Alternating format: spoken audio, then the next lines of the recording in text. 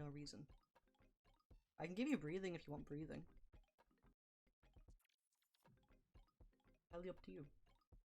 It's not much of a labor. I mean, it's not up to me. Yeah, it is. Oh yes, my client, which you are a spokesperson for. Silly. This fucking clip.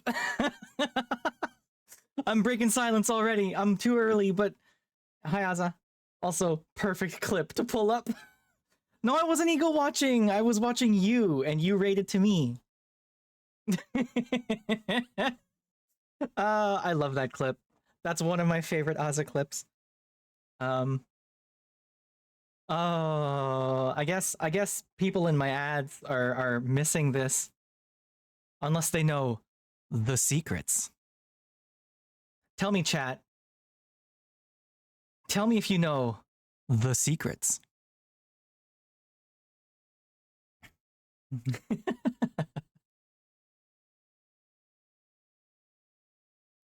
I need to figure out how to get my timer.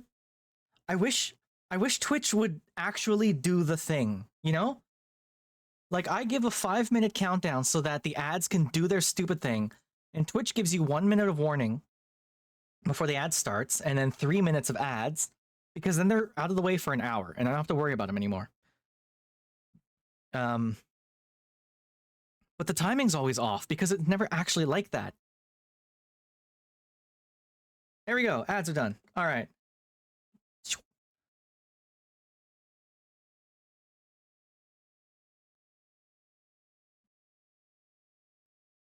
Hello. Hello, everyone. Hi, welcome. Aza, right off the bat, thank you so much for the raid. I totally wasn't expecting it. It's such a surprise getting a raid from such a good friend. Thank you so much. Honk. Hi, Ninja. Thanks for doing your daily login. Yeah, I'm so surprised. Wait. I have a whole thing for this. This? And, well... Aza! Oh my god, I'm so surprised by this raid. Thank you so much. There's so many people you brought in.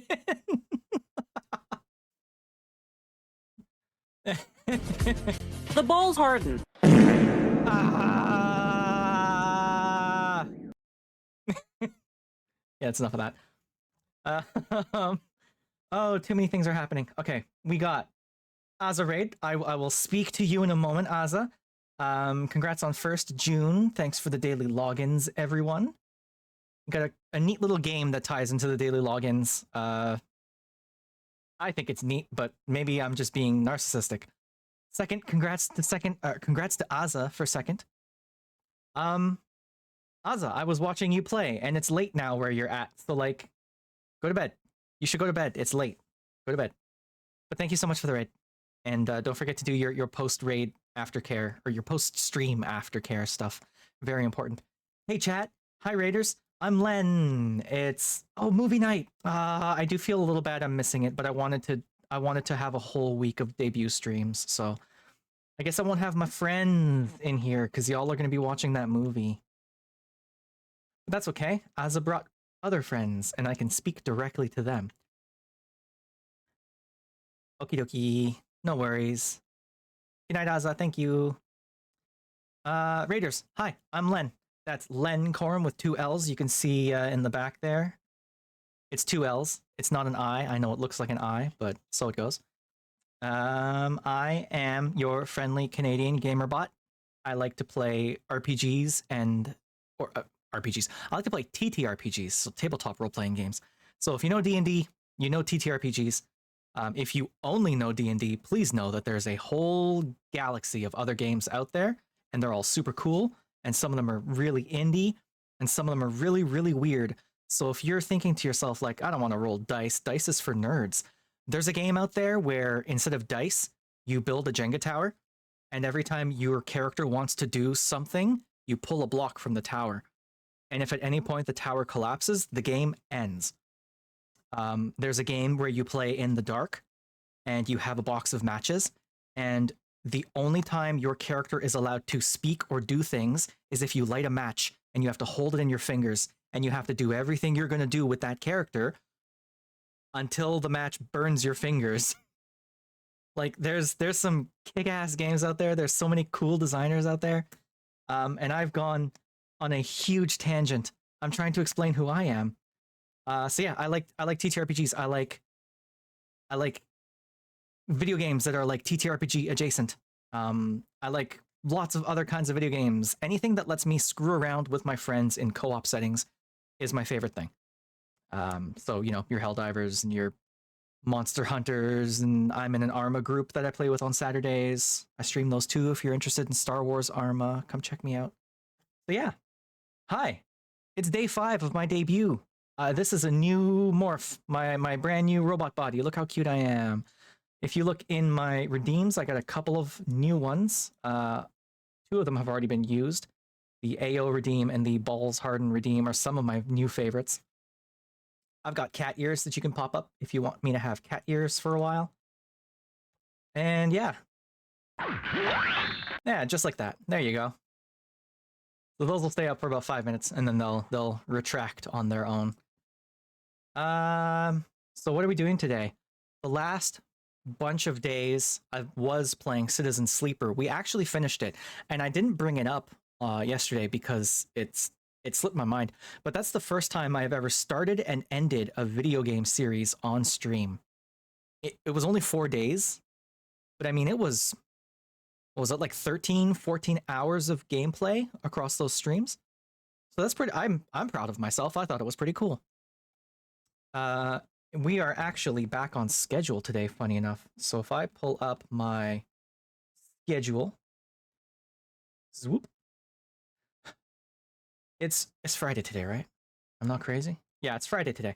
So today we're going to be doing Stories from Saul, the Gun Dog, which is a really cool little retro-looking visual novel type something or other. I played it for about 10 minutes on my PS5 and then stopped, and since then it's gotten a bunch of updates. So we're gonna check that out because I'm not 100% sure what it's about, but it gets rave reviews, and I think it sounds really cool. Yeah. I guess let's just get straight to it, yeah? Why waste time when we can game? So we're going to go to this. There it is. Hey, daily login, Clem. Well done. Thank you so much. I have a couple of questions I need to ask everyone before we start. Let's get the head pads. Thank you.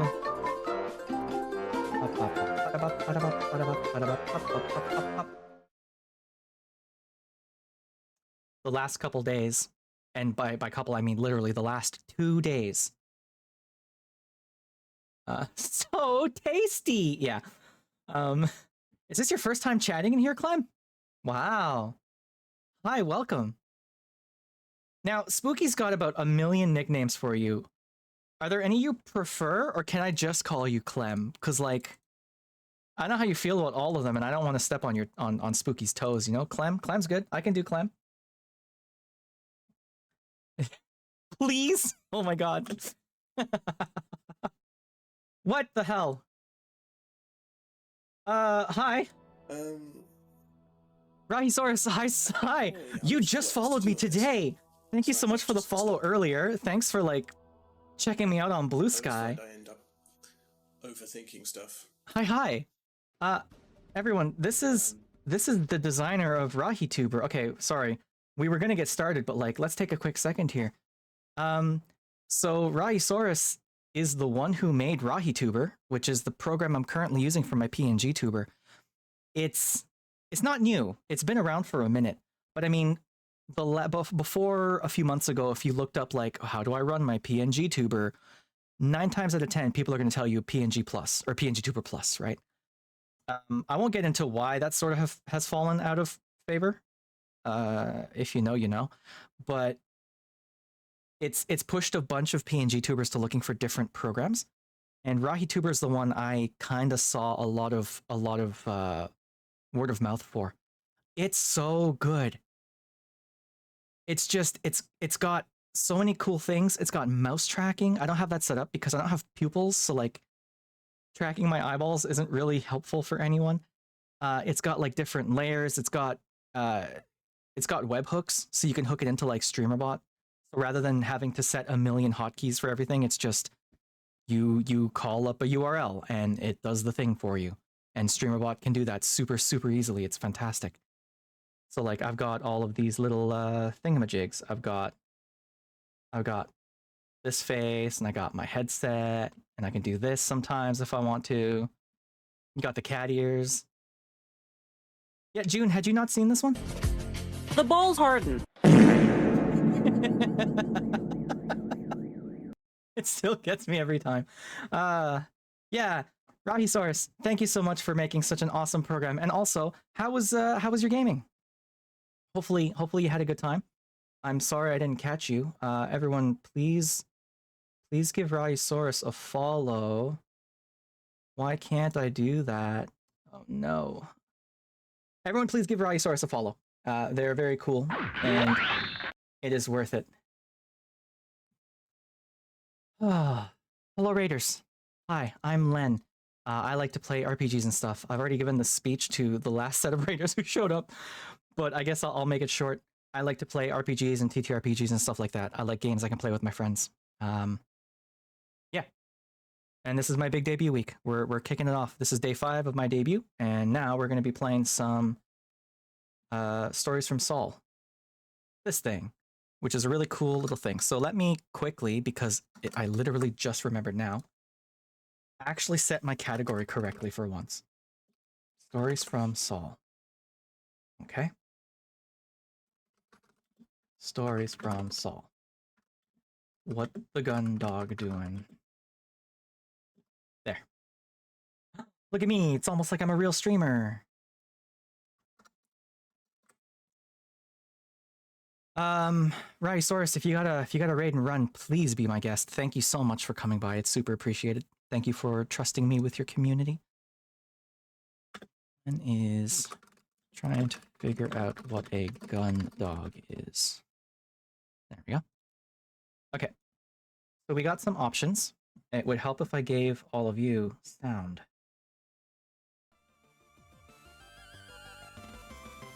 It's got beepy boopy music.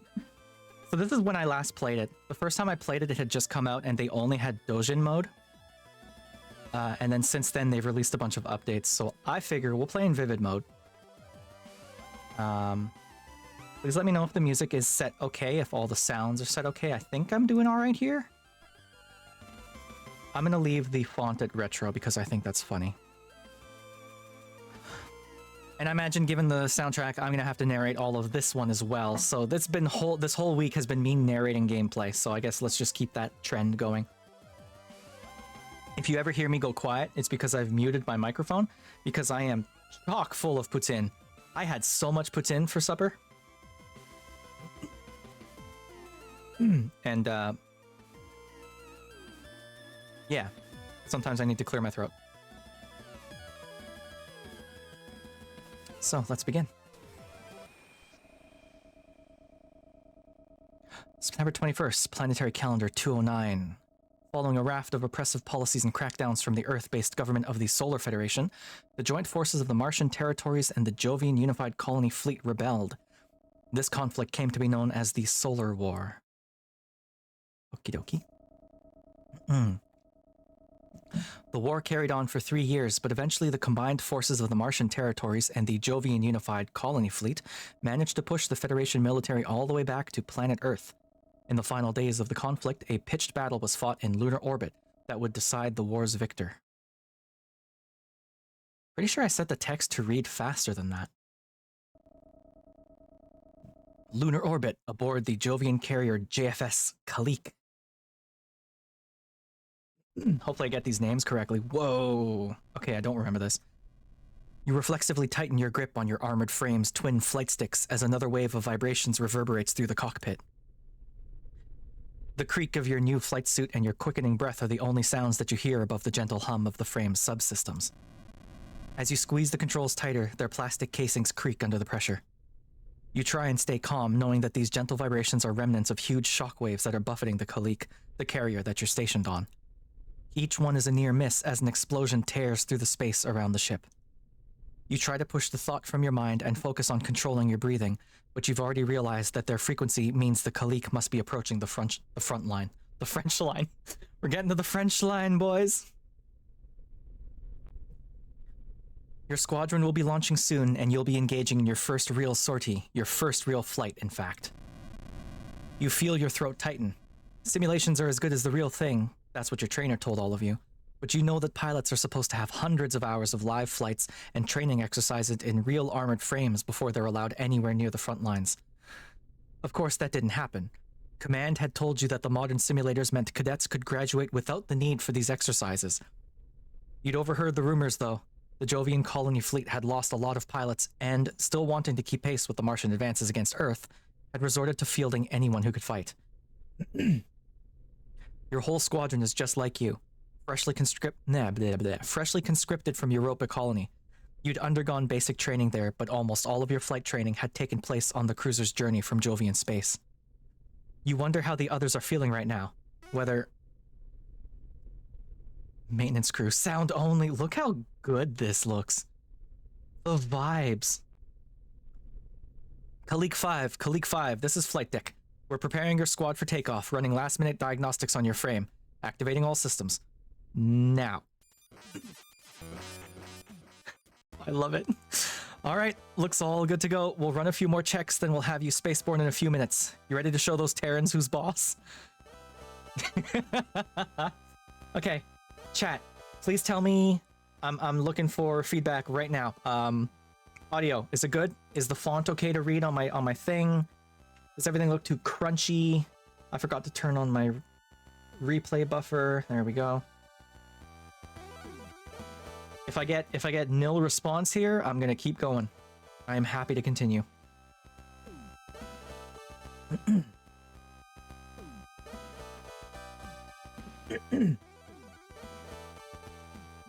Okie dokie, let's keep going then. Damn straight, ready to kick some ass. Yeah, can't wait to get out there. I'm gonna... You stammer, trying your best to convince not the engineer, but yourself, that you're ready for what's waiting for you. Whoa, take a deep breath there, Khalik 5. It's not gonna be that bad out. No need to get all riled up here in the hangar. Tell you what, pilot, what's your name? What's your first name, pilot? Len. Okay, Len, and what's your surname? This is not how humans speak. Corum. And your pronouns? Thank you for asking. I'm a they, them, very much. Okay, Ensign Corum, first up. Take a few deep breaths for me, in and out, nice and slow. You got that? Dot, dot, dot. You draw in one long measured breath and hold it, then release it. Following the engineer's instructions, you repeat this a few more times. After a while, you begin to feel your pulse slow, and some of the tension in your body slip away. You still feel on edge, but feel slightly more in control. Alright, there we go. Now listen up, Ensign. You ain't got a thing to worry about out there. Way I've heard it is that all the Terrans' best pilots were taken care of between here and Mars. Heck, Martians are the ones who've been leading the charge today, so they're the ones taking all the flack. Propaganda machines selling this as our decisive strike against Earth's last line of defense. But between you and me, it ain't nothing more than a mopping up situation. A buddy of mine in operations said as much in the canteen last night. Besides, you hear a dull ring over the comms and sit bolt upright in your seat, slouching back and exhaling as you realize it's nothing more than the engineers striking the cockpit armor on your frame. This beauty here's a work of art. Terran frames ain't got nothing on her. She's all tuned up and ready to go. Probably spent more time with this one than I have with my own kid, ha! So don't you worry. Remember what they taught you in training and leave the rest up to her, and you'll come out of this just fine. Despite your startled reaction a moment ago, the engineer's confidence is infectious and is starting to rub off on you. You adjust your position in your seat so that you're sat up straight, and the soft hum of the frame's system now seems more comforting than ominous. Just a mopping up operation, you think. Martians have done all the work, so we're sitting pretty here in our top-of-the-line frames. Yeah, nothing to worry about. So, Ensign Corum, how are you feeling about things now? Feeling good, ready to go. Yeah, I'm ready to go out there and kick some ass. You declare, channeling your newly tapped well of confidence. That's the spirit, Ensign. Now hang on to that and we'll have you out those hangar doors and kicking Terrans around in no time. Left alone with your thoughts, you tune back into the gentle hum of the frame. You watch the seconds tick away on the cockpit clock whilst you wait for the orders to launch. The wait seems to drag on and on. You carry out a last few minute flight checks, but as you'd already completed them when you were boarded, nothing has changed. Oh, hey. T. Danza. Alright, pilots, listen up. This is Kalik 1. We've been cleared for launch, so be ready for immediate action. All frames will be taking off in designation order. Attack formation. Sound off. Kalik 2, ready. Kalik 3, ready. Kalik 4, here, ready for takeoff. ... Kalik 5, confirm your status. Oh yeah, Kalik 5, standing by. Oh, I'm not good at this. Keep it together, Kalik 5. Kalik 6? Kalik 6, ready. Alright, Kalik Squadron, move out. I hope I'm saying that word right. I don't know if it's a real word or not. Kalik 1 launching, Kalik 2 launching, Kalik 3 launched, Kalik 4 moving out. Whoa, look at him go.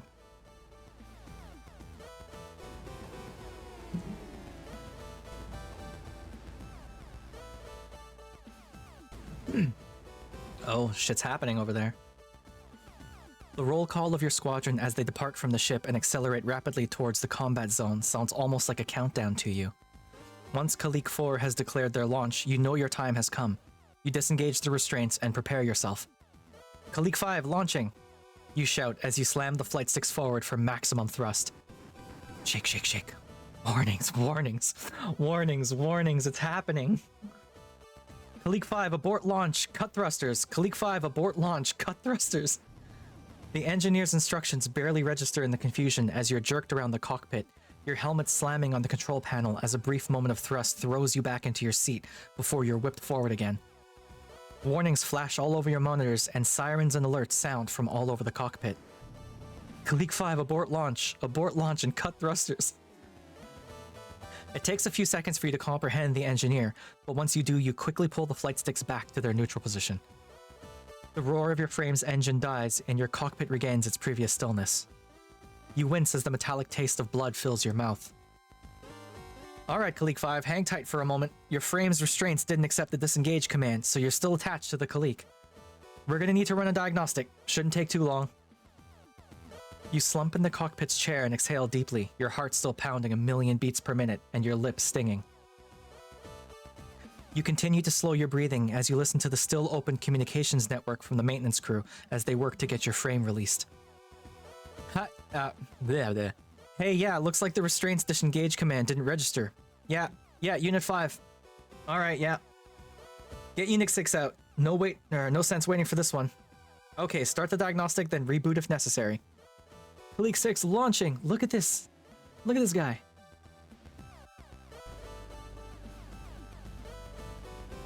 Oh, here he goes. Bye, number 6. Get out there, bro.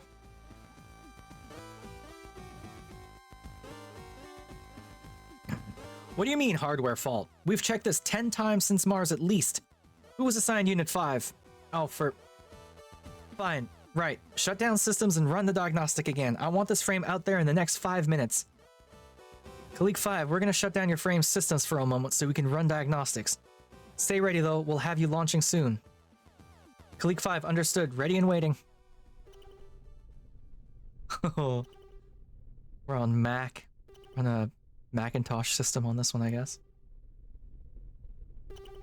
As your cockpit fades to darkness again, you release the flight sticks and suddenly realize just how long you've been clenching your fists around them. You flex your fingers and roll your shoulders, exhaling again as you begin to hear the muffled sounds of the engineers working on your frame's restraints. Staring at the dead monitor, you slowly begin to smile. This was what you wanted, wasn't it? You'd spent so long worrying about this mission that you'd thrown up twice in the past 24 hours, and now it looks like that was all for nothing. You'd got what you wanted, and you were safe. As safe as you can be, strapped to the outside of a military carrier in an inactive armored frame, anyway. Your smile widens inadvertently at that. Or at that thought. Ooh. I drank too much water. Getting shot down in an inactive frame, still in its restraints, You'd become a cautionary tale for engineers and pilots throughout the entire Jovian colony fleet. Your mind turns quickly to the rest of your squadron. When they returned, you'd be the laughingstock of the entire Kalik. The pilot who'd spent their entire first mission stuck in a dark cockpit. You'd dodged a bullet, but you'd never... Oh. This is Kalik 6. They've cut off the flight path. There's more. There's a whole squadron of carriers coming in from E-Field. Kalik 1, they're gonna cut you off from the fleet. Uh-oh. Kalik 6's signal disappearing as you sit bolt upright as you begin pressing buttons trying to activate your cockpit's main monitor so you can see what's going on. However, with your frame systems shut down remotely by the maintenance crew, you can do nothing but sit in the dark stillness and listen to events unfold. Kalik 6, respond. Kalik 6, what's going on? How many carriers are coming in from E-Field? Ma'am, Kalik 6's signal has been lost. It's not responding. Hold it together, Kalik 4. All units, form up. Defensive formation on me. I said all units, Kalik 2. Don't break formation. Ma'am, they're firing on us. There's so many of them. Oh god, ma'am, help. Whoops. Rip. Rip in peace, number 2. In an instant, your communications channel is flooded with cries of terror and panic. You hear your squad mates, your fellow pilots' exclamation of fear as this unexpected enemy force bears down on them. Screams and yelps, wails and howls fill your head as you sit powerless in the dark confines of your cockpit. Hey, who's out there? Engineering, hey, get me ready. I can help. Get me ready to launch. Engineering. They're getting killed out there. I need to go now. You shout demands to get your frame ready for launch over the channel, but are met with no response. In the dark of the cockpit, with your controls unresponsive, you can't be sure whether the channel is closed or if no one's listening, with all attention turned to receiving the battle damage units from your squad. Listen to me, anyone! Anyone, get me out of there! Out of there? Out of here? You desperately begin attempting a manual override of your systems, but find that nothing responds to you. The only spark of life that you can glean from your frame is the small diagnostic progress bar, which hasn't moved in a hot minute. I need to be out there, anyone, hey! In one last desperate attempt, you begin hammering on your cockpit walls, hoping to get the attention of the engineers you could hear outside earlier. The entire time, the chaos of the combat out in space is narrated to you in broken fragments of radio chatter. There's 3, 4 on me. I've lost my shield. I can't shake them. They're everywhere. Signal lost. Oh shit. The line of retreat's totally cut off. We can't get back to the ship. Man, what do we do? What do we do? Stop panicking and form up. 3 and 4 on me. We're gonna punch a hole through their formation and... Whoops. Rip, Danza. Ma'am, come in, ma'am. Oh god. One by one, your squad's signals disappear and the cacophony of panic disappears, replaced by the gentle hiss of static. You stop hammering on the side of your cockpit as the last voice is cut off. You're drenched in a cold sweat now, and your empty stomach feels like a rock has sunk to the bottom of it.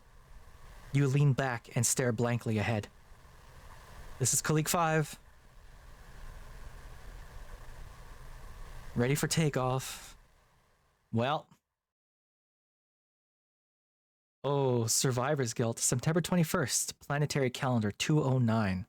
Despite last-minute reinforcements for the Solar Federation from their headquarters on Earth, the battle above Lunar is a victory for the joint Martian and Jovian forces. This would be the final battle of the Solar War. Oh, so we still won. Having lost their last stronghold on Lunar, the Solar Federation would agree to a ceasefire and sign an armistice to end hostilities. An uneasy peace fills the solar system. With the conflict between the solar... I'm going to wait until it's done reading out. With the conflict between the Solar Federation and the Martian-Jovian alliance concluded, the Kalik and her crew soon returned to the Europa colony near Jupiter. April 19th, Planetary Calendar 214, 5 years later. The reduced need for pilots away from the delicate space between Earth and Mars saw Ensign Coram reassigned to security detail aboard various Jovian ships. They are eventually promoted to lieutenant. God, I got a promotion at least. 4 years have passed. Did I say 5? 4 years have passed since the battle above Lunar. The Jovian colony fleet, fearing fresh aggression from Earth, has increased patrols near its colonies after picking up unusual signals coming from further out in the solar system. I am never beating these allegations that I'm bad at math. Oh well. The patrol ship JFS Gundog is dispatched to support the JFS O'Brien in its investigation of these signals. Oh, so that's what a Gundog is. Jovian space, aboard the Jovian patrol ship JFS Gundog. What's the Gundog doing? Oh, look at this. Look at this, UI. That's kind of fun.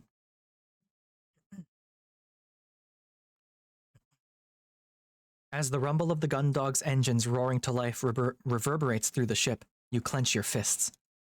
It's been 4 years, and to this day, the sensation of tremors, whether they're ship engines, docking clamps, or weapon drills, still ties your stomach into knots. A bad trait for a ship's security officer. You shake your head and exhale slowly, taking a moment before stowing the last of your possessions and pushing the drawer closed. You feel the click as it locks into place, and the exterior plastic paneling sits completely flush with its surroundings. Stepping back, you look around the room. You take another deep breath and hold it for a moment. Although this was far from your first posting as a security officer, you always felt the same sense of trepidation, if not anxiety. As similar as all the ships were, they all came with their own unique crews and personalities, and with those came unique problems. Breathing out, you take a look around the room, taking stock of your surroundings. Select the Look button to examine your surroundings by selecting items of interest. Select it again when you're done. Okay. So,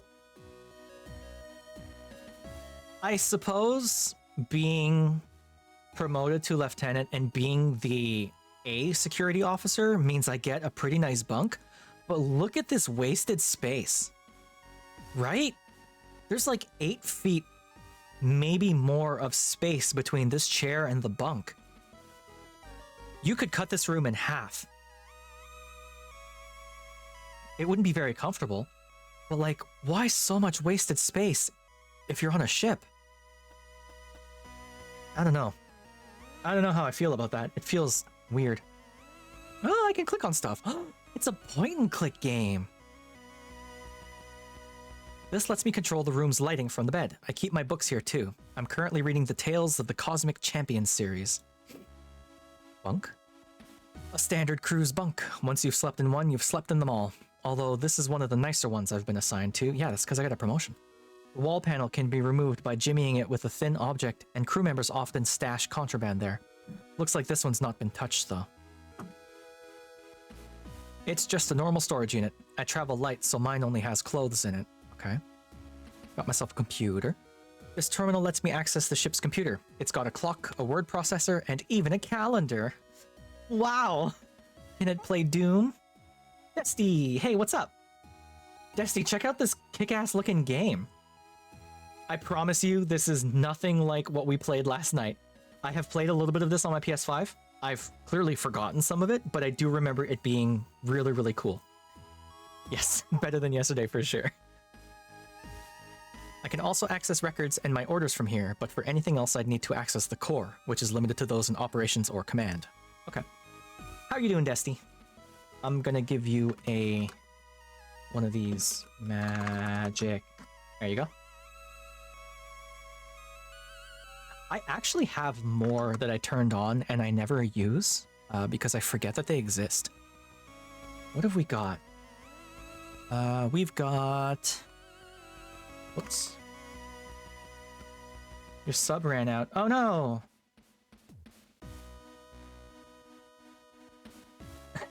We've got...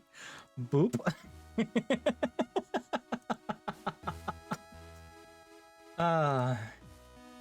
But you know what? I'm 2 subs away from, Oh!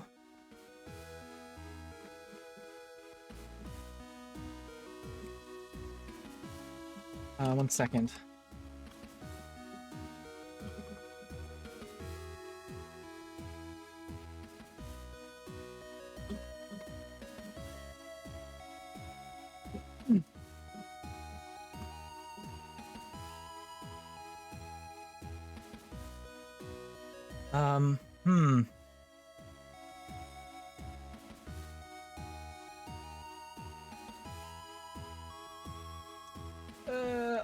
I'm getting lost.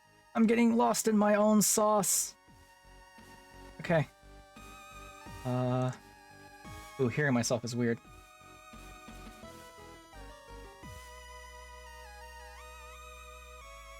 How do I... Can I... You know, I don't think I've ever... Oh, there it is.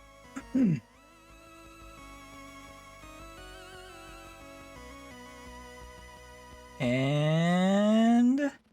There you go. There you go, Dusty. Yeah, I'm like two or three subs away from from getting my 30 sub points. I don't care if I'm the one giving them because that means I get more emote slots, right? So yeah. Already read that. Did that. Is there nowhere else to look? It's okay, Desty, it's fine. Like I said, you're a good member of Ghostfish. Also, I'm realizing I've got Rahisaurus talking to me, and I realize I locked down my own settings not too long ago because we had some trouble. Me and the members, well, not me, but the members of Ghostfish had some trouble, so we were trying to take care of it a little bit. But I'm realizing now that I maybe have locked it down too hard. And I worry that people just cannot speak.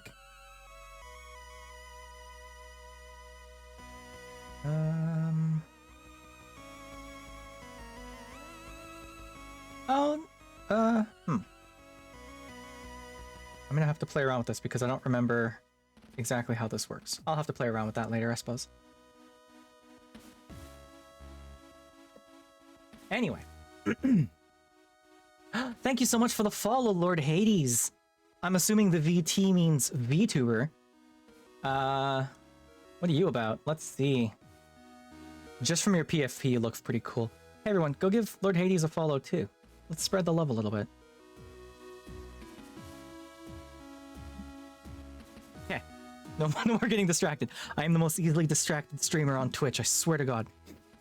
A standard door with an electric lock and magnetic bolting system. The only way in or out, unless you plan on getting creative with maintenance tunnels. Okay, so I'm done looking. Select the use button to interact with your surroundings by selecting specific objects to use them. Select the button again when you're done. Okay, so I guess I can do all the same stuff. The light switch for the rest of the room is here. Should I use it? Yes. Alright, cool. I've only just boarded and it's still the middle of the day based on Jovian Standard Time, so I'm not going to bed is what I'm saying. Of course, Desty. There's nothing in here right now that I need, just my uniforms and some toiletries, alright? Oh, looks like I've been instructed to report to the bridge to meet the captain. I haven't met anyone yet since my transport to the spaceport ran late, and I just about made it on board before launch. Select the move button. To move to a different location from a list of options. If you change your mind, select the button again. Move. Crew quarters. Oh, interesting. You step out into an empty corridor and the door to your quarters gently hisses shut behind you. Its keypad gives a short series of beeps and you hear the lock engage. The dull thrum of the ship's systems is barely audible, but otherwise you are stood in total silence. The air is cooler outside of your quarters and the corridor has a sterile lack of aroma. This has been the same on every ship you've been stationed on, and at this point it doesn't surprise you. Aza, good night. Have a good rest, Aza, and good stream today. Well done. Thank you again for the raid. Yes. Tomorrow we will repo, I think. Repo and also Arma. Clone Trooper Kick. I expect to see you at tomorrow's operation. This isn't an order or anything. It's just, it would be nice to play with you again. Night, Aza.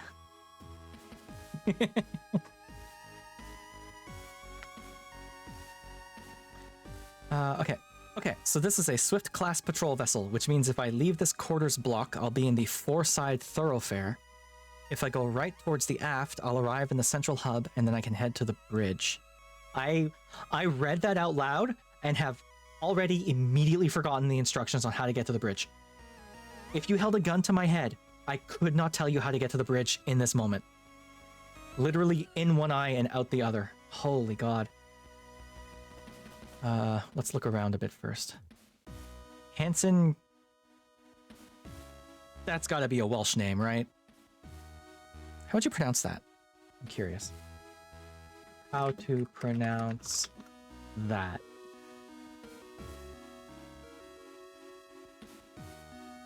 How to pronounce? Problem with a lot of these, like, thank you for the head pats.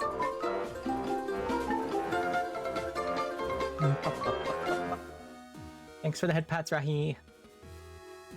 Yeah, I'm gonna have to play around. Because I was sure I had my thing set up so, like, even if you weren't a follower for long enough kind of thing, you could still, like, if you had verified stuff, it could still work.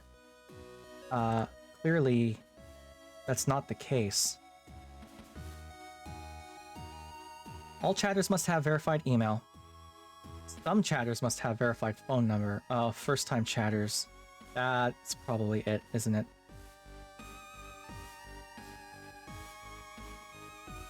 Here, if I do that.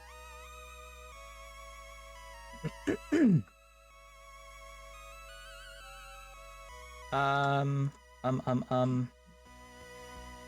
don't know how fast the auto mod settings go into effect, but try that. Can y'all speak now? Is this speakable yet, or is it still not happening?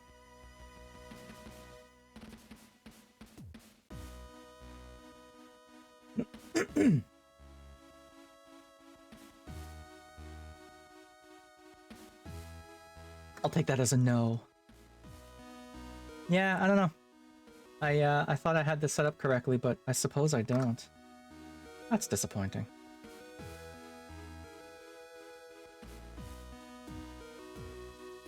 I'm not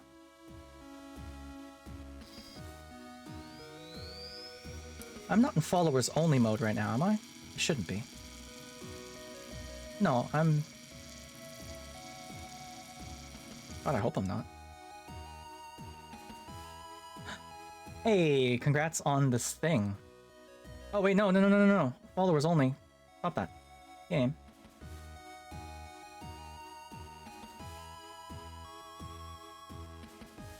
I clearly have no idea what I'm doing.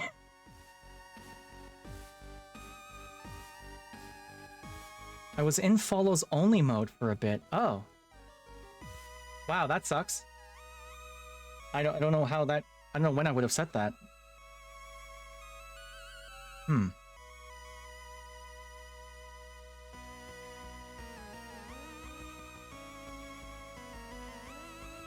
Huh, I must have had that turned on. That's aggravating. How long has that been on? Oh my god. That's been on for so long. Oh my god. Hey Rahi, hi Lord Hades. I'm so annoyed that my followers only mode has been on for potentially a month or more now. Certainly for all of my debut, that really sucks. I'm really unhappy about that. Yeah. Hey, what can you do, I guess? Better late than never, I guess. Yeah. At the end of the day, I am still very much a baby streamer. Like, I only started in November, so I'm still getting used to a lot of this stuff. But yeah, hey, nice to see you in chat. Harv Rumney doesn't sound familiar. Right, I was, before getting distracted, trying to figure out how to pronounce this word.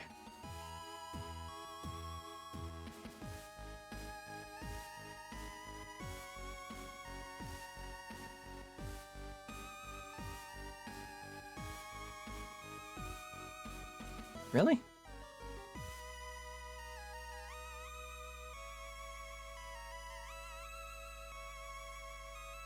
Cruis, or something similar. Okay. So, glad to have someone helped. Yeah.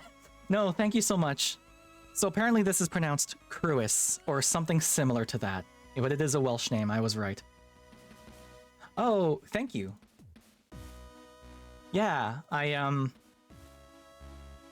I've been working behind the scenes for a while to get all of this set up. Yes, that was actually that shaky thing was actually a surprise gift from my PNGTuber artist.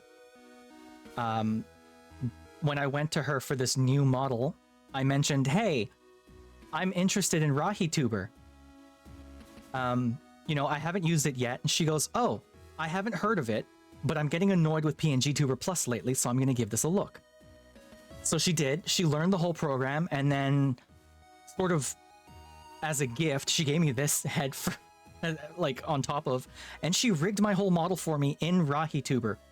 Danny is amazing. My artist Danny, it's in my links in my about page. She's just fantastic. Yes. Yeah. And I mean, I'm so happy to move to Rahi because PNGTuber Plus used a shocking amount of overhead. Like, a surprising amount of power needed to run that program. It was so weird. There was a couple of games that I actually made this. I made this little basic PNGTuber reactive. It's run entirely inside of OBS. It's 100% native in OBS. And I made this so that if I ever had to play a game where I didn't have quite the horsepower needed to run my tuber program plus the video game, then I could turn off, I could turn myself off, and I could run with just my little reactive hologram thingy. But RahiTuber is really lightweight, so I don't need it. It's cool. Yeah. Yeah, I love this. I've got cat ears. I've got face masks. I can put a VR headset on. I love it. Anyway, let's thank you so much, Rahi. Seriously, it's awesome, and I've been spreading the word as much as I can. The Clone Commando, yeah, that's because I play on Saturdays. I play Arma. It's a Star Wars Arma 3 unit I'm a member of. So every Saturday at 3 p.m. Eastern Daylight Savings now, I play in a super modded Arma server. So I figured, you know what? I'll just get the visor, and then I can be properly Clone Trooper-ish, right? I think it's pretty cool. Okay. I'm letting myself get distracted. Let's keep playing this game. Dylan D's.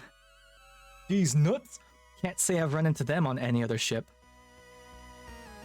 Bro's name is literally D's. It's okay, Rhinosaurus, it's okay. I let myself get distracted. One of my favorite things I've discovered with streaming is how much I love interacting with chat. It's so much fun. Dalton Grange. Not someone I've met before. Alright, anything else I can look at? No. Can I open any of these doors? I may be security, but under normal circumstances, I can't just barge into someone's room without being invited in. Sure. This is another crew member's quarters. I don't have a reason to go in there right now. I'm gonna try every door. I don't need to go in here right now. I don't think just going in there would be a good idea. Fair. Alright. So my quarters are back here. Four-side thoroughfare. Forward. Warning, low gravity.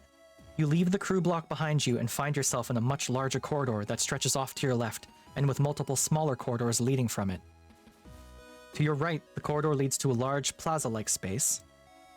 A very faint breeze coming from your left ruffles your hair and chills you slightly, and you hear the sounds of human activity.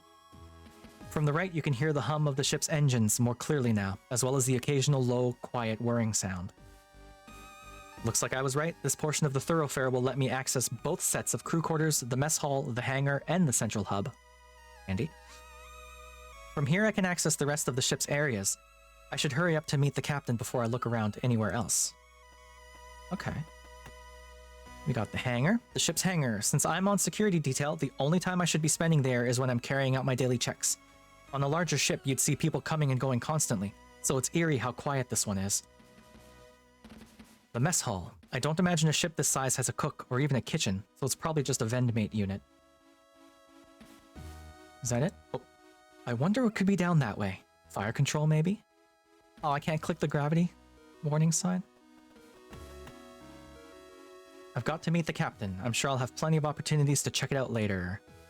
I had a decent meal back on the colony before I came aboard. Since we don't know how long this dispatch will last, it could be a while before I have anything that isn't made from long life ingredients.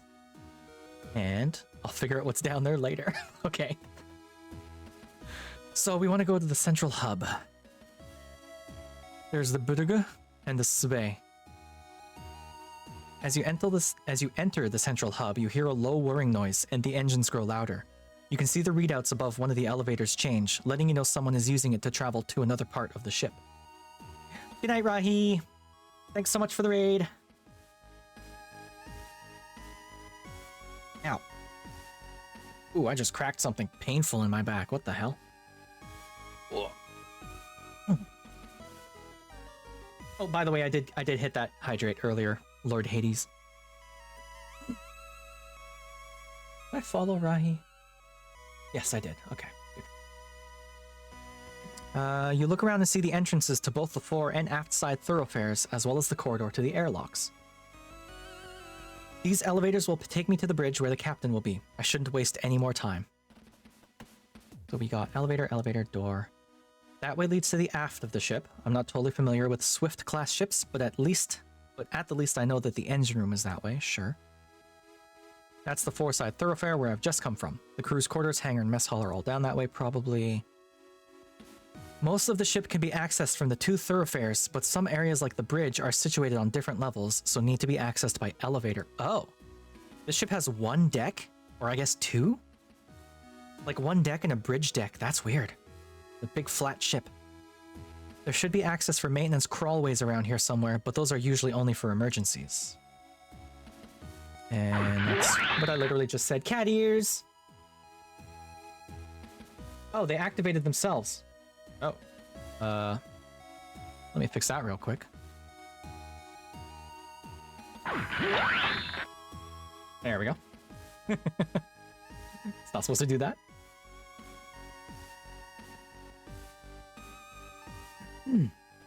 Okay, so I need to... I guess to the bridge. Can I just use the elevator?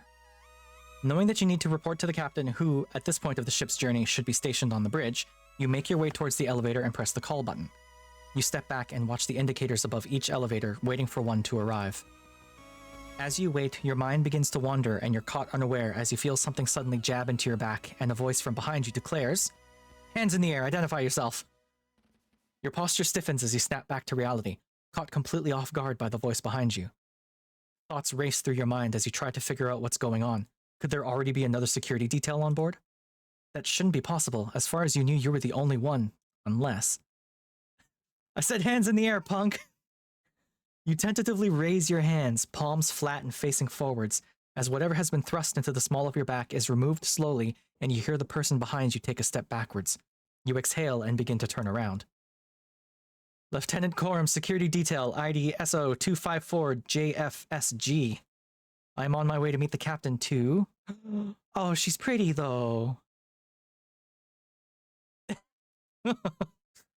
Where you'd been expecting a gruff crew member, instead you're met with a bright and cheery officer waving a pen around with a large smile on her face. You're taken aback for a moment as this isn't just any officer, this is... Cassie. Who's Cassie? Who's Cassie? Yeah, pretty lady, I'm into it. And pretty in like that old school anime way, right? Like your, gunsmith cats kind of thing, right? Like Trigun, gunsmith cats, in that era. Yeah. Cassie, what are you... Is that me? I have a fucking pompadour?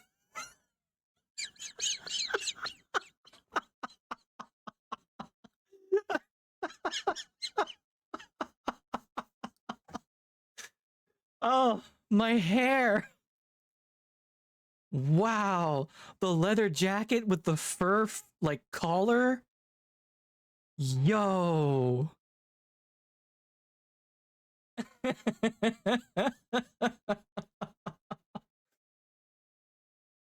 Honestly, me too. And I thought the girl character I'd kept seeing was just like like a stand-in character. I hadn't seen this before. This is new to me. Len, I've missed you so much. You big doofus. You should have seen your face when you turned around. You were all... I like her. She's very cute. I love that face you make when you think you're in trouble. It's like you think playing the big soldier will get you out of trouble. It's so cute. Lieutenant Commander Cassandra Quinn. You should have known, really. She's always been one for bad jokes and stupid pranks as long as you've known her. Oh, by the way, since it keeps coming up, I'm Canadian. In Canada, we say lieutenant instead of lieutenant. I'm sorry if that grates. That's just what I'm used to. I'm shrugging. You can't see it, but I'm shrugging. Her less than professional attitude and penchant for irresponsibility is the reason why, despite her talents, she's not commanding a ship of her own. So, on a scale of 1 to 10, how good did I get you? You totally thought you were being busted, right? But, if you're being honest, her playful nature is what attracted you to her in the first place. You've been dating for nearly 2 years now, but a lot of that has been over electronic mail or in letters. Your postings have never lined up, until now. Can we talk for a second about the victory of playing a video game with adult characters who are in a, like, I'm assuming a healthy relationship? They seem to like each other. Yo. This is so good so far. This is so much better than Valhalla was last night. Hydration, okay. And thank you for your thing. Oh, Desty. So, before we go to ads in about a minute, if you look in the redeems, there's a thing in there called hack complete hash. You have enough bytes now to run that channel redeem. Just letting you know.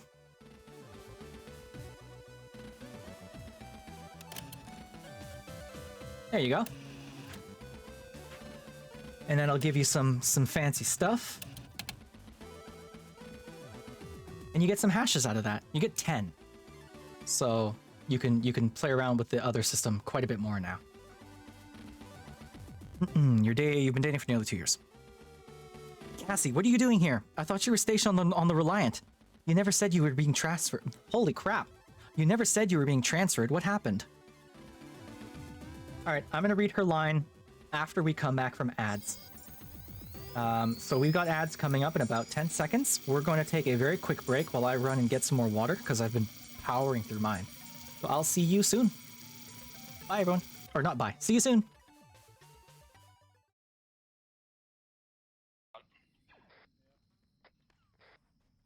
Spectre 4 shit. Go for Spectre 4. What's your status? Be advised, it looked like the area around the objective just got like mortared, but myself and Mystic are currently getting the data. Alright, cool then. Do you have anybody else on contact? We are injured at the moment. This is why I'm in an indirect fire mission group. Fox 3 effect. Yep. I mean, we're all like still in pretty much in the pit. Mystic 2-2 shit. Apologies, Revenant 2-2 Are you? Yeah, he gave me 1,000 What's your current meters, position? 1,000 meters back there. We are currently positioned almost on top of the downed LAAT. Yeah, it's spooky if you're around. Remember how I mentioned yesterday? I don't play shooters very often. That's the reason. Alright, cover that. Can't shoot for spit. I'm so bad at it. Copy. Yes. How many Exactly, of those guys Jillian. have a shot? Sending it. Gentlemen, be sure we're looking at our west and our south. Do not get fixated in one direction. I think they already killed FMCAS. 360 security. Whatever. This is all I got. Infantry already killed FMCAS. Is used to want to proceed. I sent it out anyway. What you have out them. Okay, canceling. It's already happening. You sent them! I did. Tell me it's your yet! I got excited. That is very unfortunate. Topsides fired a bit preemptively. I thought it was a danger mission. Premature, Listen. Monty Jackson. Did I kill anyone? Oh no! I'm so sorry. I am terribly sorry for this accident that we had. I hope everyone's still fine. Wow, EMP spam. Are we good? You know, as much as I don't like ads, it's kind of nice running them every hour. Like 3 minutes every hour means that I'm forced to take a quick break every hour. So it's not bad for my own health, I suppose. Are we good? I'm asking kindly if we're good.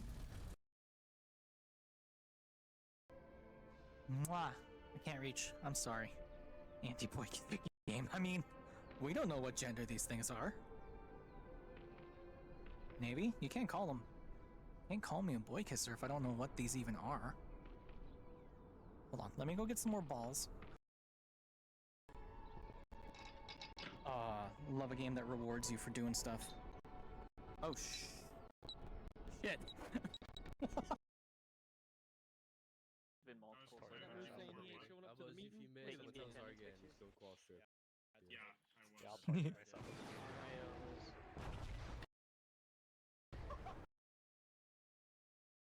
You're gonna shoot the like 2 things that are up here. Get up, Mrog. Get up. Hey man, oh Elbo's alive. There we go. Welcome back. Yeah. I changed the slugs. Anyway. I'm gonna let you guys deal with it.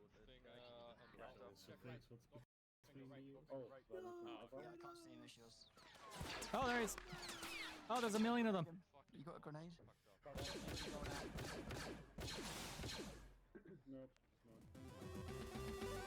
Okay, we are back. I said it over the ad break. I don't know why. I should have waited until now. I don't like ads. I don't know that anyone likes ads. But as a system where everything stops once an hour for a couple minutes, just forces me to like take a quick breather and get up and stretch my legs. So like, for my own health, it's pretty good. And then you all get to watch my old stupid clips. When I was still a cat girl. Okay, let's get back to this, because this is really, really cute so far. Well, the thing about that is, you might say that a disagreement with the head of operations on the Reliant led to a lateral trajectory for my career. Sandra, please. Okay, so maybe when it came time to change the ship's cybersecurity passwords, I couldn't be bothered to spend all day sitting in the computer core, waiting for it to generate new codes, so I just changed all the existing passwords by a single digit. I am in love with Cassandra. You place your face in your hands as a dull groan rises from the back of your throat. This isn't the first time you've heard of a story like this. Heard a story like this. And maybe it turns out that when they ran the cybersecurity drills, they assumed that the enemy have your old passwords, so try brute forcing from those. And maybe that meant the ship was compromised in 0.5 seconds. But at least they found out I'd done that in a drill and not in a real engagement, right? I've basically saved the entire ship in advance. I'm surprised you're still even stationed on a ship. How are you not stuck back in the records room at Europa Colony right now? Well, I probably shouldn't tell you this, but if I can't trust you, who can I trust? It turns out that this... I can't speak tonight. It turns out this mission was organized at really short notice, and the Gundog was the only ship available. The problem was that they'd been having issues with the crew, so they had to transfer some in short notice.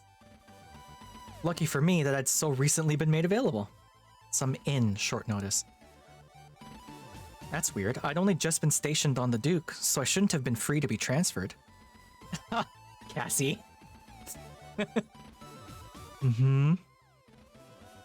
Okay, you figured it out. I may have used one of my contacts from the Academy who works in resources to transfer you over here. I'm pretty sure you know every regulation you broke by doing that. Oh, what was I supposed to do? Get stationed to some tiny ship heading out to the middle of nowhere with no one I know on the crew? We haven't seen each other in months. Aren't you glad to see me? Of course I'm glad to see you. I've missed you too, you know. It's been a long time. You don't become part of the Reliance Operations Department without some serious talent. I'm not going anywhere. Uh-huh. Oh, you said you were on your way to see the captain, right? Have you had a chance to take a look around the ship yet? No, not yet. I was going to... Great, I'll show you around. I've been here a few days, so I basically know this ship like the back of my hand. Where do you want to go first? The bridge. I was asked to go to the bridge. I was on my way to see the captain. I felt the engine start up, so I know we're launching soon, and I thought that I should probably report in as soon as possible. Oh, don't worry about that. I've already logged you on board, so it's just a formality now. Yeah, but... Besides, Captain Bartermuse. Bartermuse. Captain Bartermuse. That's a good name. Captain Bartermuse isn't exactly a stickler for procedure, so we can check out anywhere you want before we head up there. Well, alright, in that case... Great! This is gonna be the best tour you've ever been on. By the time it's over, you'll have seen every inch of this ship and met everyone on board. It's been so long since we last saw each other too. We definitely need to take time to stop by my quarters and get reacquainted. Oh my. You can now access every area of the Gundog. Select the talk button to view a list of who's available to talk to. If you change your mind, select the talk button again. Okay. I have a sneaking suspicion that Cassandra saying the captain doesn't care about procedure is a total lie. I suspect when we first meet the captain, 4.5 hours from now, the captain's going to be very annoyed. Putting my bets in right now. You look around the central hub as Cassandra already begins to make her way to your first destination, waving at you to follow. It might be a small ship, you think, but now would be the perfect opportunity to learn its layout and familiarize yourself with where you'll be spending your current duty. Plus, you admit it wouldn't hurt to meet all the crew. Better to get to know them sooner rather than later. Cool. Alright, testing something real quick. Aha! So I can change this at any time. Modern. So there's retro text, which is good and all, but I'm going to be reading this for the next, 2 hours. This is going to be easier on my eyes. So we're going to keep the modern look. I feel like it's kind of going against the... Oh, no. Options. Oh, I should have changed the options to see what Cassandra looks like in Dojin mode. I like that you can change this whenever. That's kind of cool.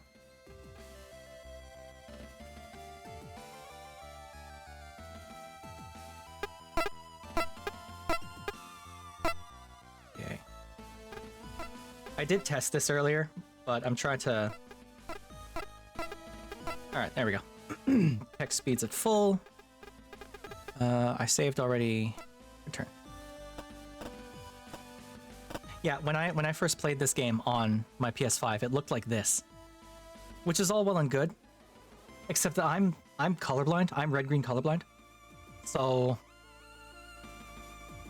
yeah, it's slightly less fun. I do like the color.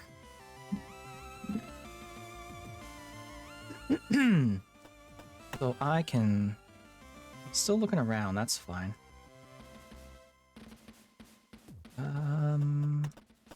We can move, we can talk. Oh.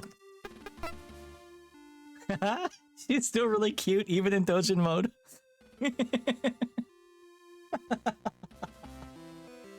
You know, it's kind of funny now that I think about it.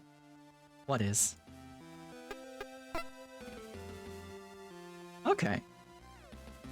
So they filled her out, basically, and then they gave her color. This area is called the Central Hub, but to be honest, the only places you can get to straight away from here are the airlock, sickbay, or the bridge. Well, it's right in the middle of the ship, so it connects everything together via the two thoroughfares, right? Kind of, but if you want to get to engineering to do some mechanical work, you've got a long way to go that way. Then, if you want to do pretty much anything else, you've got to go the other way. The Foreside thoroughfare is way more of a hub since you can get to all sorts of places really quickly. Get some snacks from the mess hall to take back to your quarters? Easy. If you want a quick soda whilst taking audit in the hangar, you're there and back in no time. They should move the bridge to the front of the ship. Sounds to me like you just want a vending machine on the bridge. Hey, that's not a bad idea. She's so cute. But still, it's a long way to get to the other end of the ship no matter where you're going from. How would you solve that problem? Maybe change the shape of the ship so the center's really the center? It's space, so you could make it a really efficient shape, like a cube or something. Gasp. A cube? I guess it could be efficient, but I don't think anyone would take a cube-shaped ship seriously. Okay, game. Alright. A little on the nose, but okay. I'll let you have that one. That's fine. I could just go right to the bridge. That would be funny. Let's backtrack a little. As you head away from the central hub, the noise from the engine becomes quieter, and the ambient temperature feels noticeably cooler. The thoroughfare stretches out in front of you with doorways leading to other areas of the ship visible in the distance. And here we are in the Fortified thoroughfare. I know, I went to my quarters earlier when I came aboard. What did you just say? Four-side thoroughfare. No, I don't think you did. I 100% said four-side fair. It's a tricky thing to say. You try saying it quickly. Four-side thoroughfare. Four-side. It's not that hard to say. Hey, chat. Four-side thoroughfare is not that hard to say. Four-side thoroughfare. Four-side thoroughfare. Four-side thoroughfare. It's four very distinct, like, sounds. Four-side thoroughfare. Four-side thoroughfare. It's five clear blah, blah, blah, blah, blah, syllables. Hi yourself. We'll call this one a draw, Lieutenant. Uh-huh. Oh, whoa. Oh no. I'm gonna be... The hangar. That could be the next stop on the tour, I guess. Sure. As the two of you head... Oh, instead of hitting move, I can literally just use and click on doors. That might help me with my pathfinding. As the two of you head down the four-side thoroughfare and away from the crew quarters, Cassie stops by a double-sized doorway and runs her keycard through the reader next to it. Watch your step, she instructs, tapping her knuckles on a large warning sign next to the door that reads Low Gravity Zone. Once the door opens, she heads through and you follow her into a wide stairwell. It only takes 2 sets of steps before you can feel yourself grow lighter. By the time you reach the doorway at the bottom, you're almost floating. Mobile suits! Stepping into the hangar and onto the catwalk, the first thing that strikes you are the profiles of the 2 armored frames, stood as if on guard, facing into the main area of the hangar. Although you fully expected to see them here, every Jovian ship features at least a few, the sight of the armored frame stirs uncomfortable memories in you, and you inadvertently grit your teeth and squeeze the handrail you've grabbed tightly. Uh-oh. Time for a little PTSD, I guess. Ma'am, they're firing on us. There's so many of them. Oh god, ma'am, help! The line of retreat's totally cut off. We can't get back to the ship. Ma'am, what do we do? What do we do? Stop panicking and form up. 3 and 4, on me. We're gonna punch a hole through their formation and... Signal lost. Hey, are you okay? Yeah, I'm fine. I think it's just the change in gravity level. Left me a little bit queasy. I know how you feel. I was late for a hangar audit once and rushed down straight after a big lunch. I was moving so fast that with the gravity shift, my stomach contents couldn't keep up. Gross. Tell me about it. I did everything I could to keep my mouth shut. You know the rule for low gravity zones. What you spew is left up to you. That's so gross. I wasn't going to be late and on cleanup duty. Speaking of duties, shouldn't there be someone here? Dalton should be around here somewhere. If you're feeling funny, stay here for a moment and I'll go see if I can find him. Sure. You watch as, despite the 15-meter difference between the catwalk and the hangar floor, Cassie nonchalantly places her 2 hands on the handrail and deftly vaults over it and into the emptiness. Thanks to the low gravity, she doesn't fall, but instead kicks off the railing, propelling herself through the air. As Cassandra drifts off, eventually catching on to one of the armored frame's legs and using it to swing herself around to float in a different direction, you place your elbow on the railing and your head in your hand. you turn your attention back to the stoic features on the armored frames' heads and sigh deeply. Cassie's cool as fuck, y'all. Cassie's so cool. Your attention is caught by the cockpit hatch on one of the frames being half open. Looking around, you see everything as you'd expect. Armored frame weapon racks, storage containers, various equipment, all of it restrained appropriately and fastidiously arranged. The cockpit hatch is the only thing that breaks that pattern. It's weird, I can't find him anywhere. I know it's definitely his shift right now, so he should be around somewhere. Looking past Cassandra at the armored frame with the ajar cockpit hatch, a thought strikes you. I think I might have an idea, follow me. You carry out the same vaulting maneuver that Cassie had performed and kick off towards the huge machine's cockpit. Once close enough, you grab a hold of its arm and pull yourself up towards the open hatch. A few seconds later, Cassie appears beside you, and you both notice the sound of gentle snoring coming from within the cockpit. Well, Lieutenant Commander, I think this is an operations issue, so I'll let you handle it. Leaving discipline up to me again, huh? Cassandra nimbly clambers up the armored frame, positioning herself right above the cockpit. Bracing herself on the machine's chest, she brings her heel down sharply and repeatedly on the armor. Cadet Grange, attention! You hear a muffled scream from within the cockpit, followed by a dull thud, a string of muttered cursing, and then finally a figure emerges from the cockpit. Ma'am, I was just checking the calibrations. The calibrations on the AF. I'd got some feedback that... Oh, it's just you, Commander Quinn. Excuse me, just? Yeah, really. Is that how you address a superior officer, Cadet? Ma'am, no ma'am, I was not expecting to see you in the hangar, ma'am. Okay, you can tone it down a bit, Dalton. Oh, yes, ma'am? Good enough, I suppose. Anyway, Cadet, this is Lieutenant Coram, ship's security officer.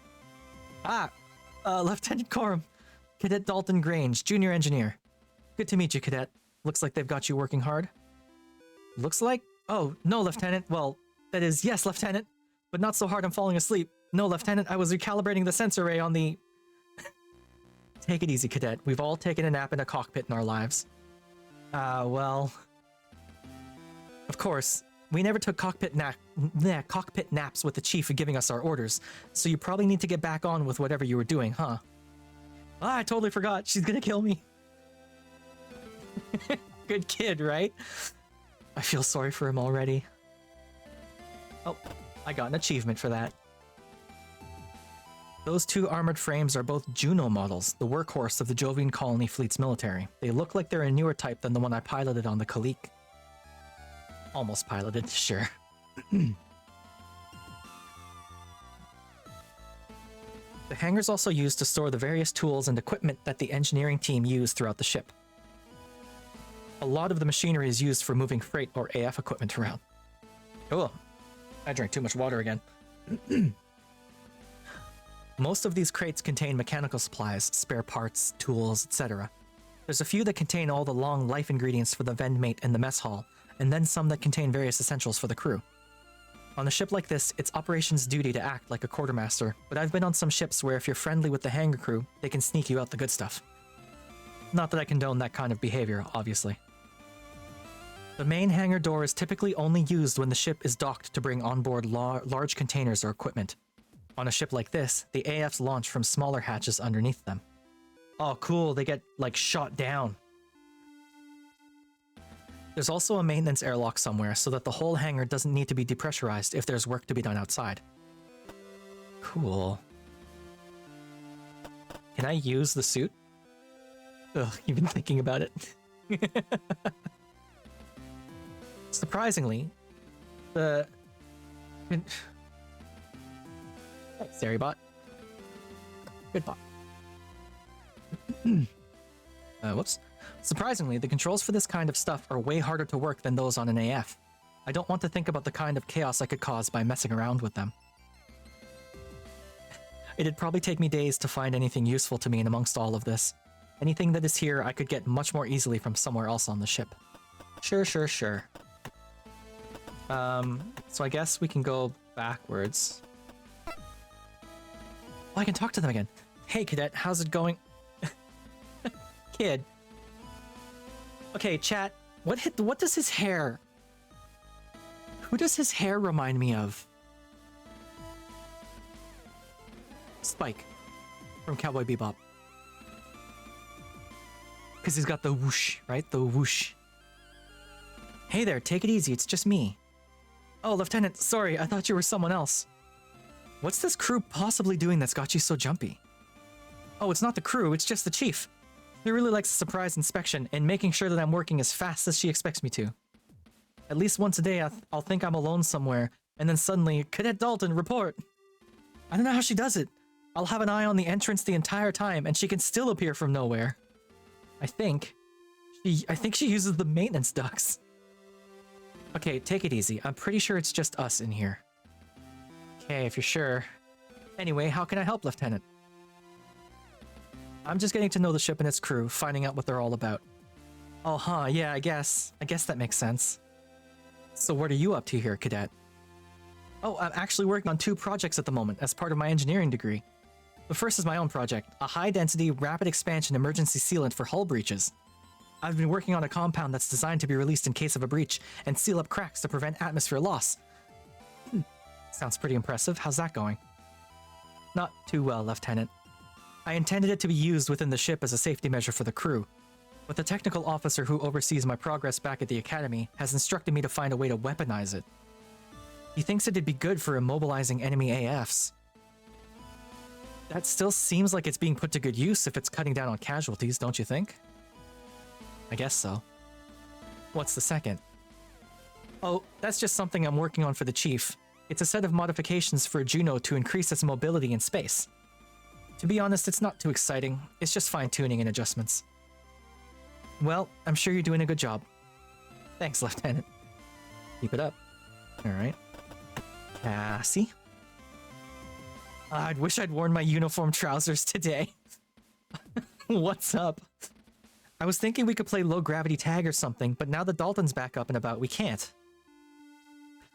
I don't think he's gonna snitch on you anytime soon. That's not what I mean. I don't follow? Dude, she's wearing a skirt. Honestly, have you considered the issues of floating around in a skirt? Oh.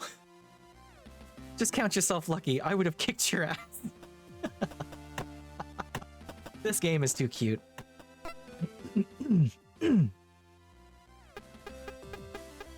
Y'all are gonna see me save a lot. I'm one of those people. Knowing Cassie's appetite for snacks, this'll probably be the next place we go. Move to the mess hall, yes. Is that a candle? Or is that a cup of tea? That's tea, okay. And here we have the highlight of this entire tour, the mess hall. Sandra's face is radiating happiness as she gestures through the double doorway that you're stood by into the mess hall. Looking inside, you see a canteen like any other. Tables, chairs, vending machines, it's all here. This is the highlight? It looks like a pretty standard mess hall to me. You bet, do you know why? Tell me. Because they've got both of the different kinds of vending machines. The red one that stocks the spicy potato chips, and the white one that has all the different chocolate bars. Wow, so that's all bases covered, huh? You've got all the fundamental food groups.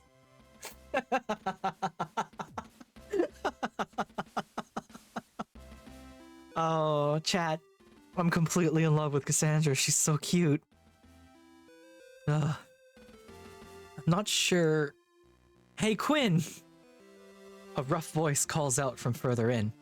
You hadn't noticed them previously because of Cassandra's enthusiastic presentation of the vending machines, but someone sat in the far corner stands up, drops a half-smoked cigarette into a coffee cup, and strides over. Okay.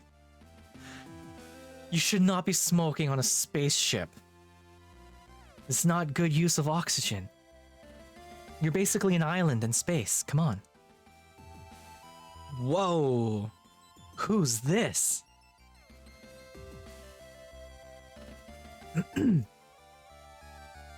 Alright, I need to do it again. June's probably gone to bed. But...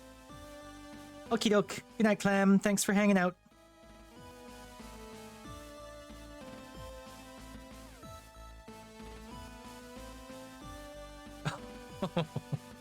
Sorry. I got an email in one of my accounts saying someone's just followed you, and it's like, only just now? But Whatever. Good night, Clem. How's everyone else feeling? How are we doing so far? We having fun? We enjoying the pretty ladies? I am. So, hopefully everyone else is too. What's going on, Quinn? Who's this? Lieutenant Rumney. Rumney. Were you just smoking in the mess hall? That's what I said. Me and Cassandra. Cassandra and me. You know? We got this. Cassandra and me. We were meant to be. Okay, I'll stop simping so much. Lieutenant Rumney, were you just smoking in the mess hall? Ah, take it easy, Quinn. I was sat right by the extractor vent for the meal vendor. No harm, no foul. That's not the point. The extra strain on the air scrubbers from cigarette... Yeah. Oh, tough lady. So anyway, who's this hottie?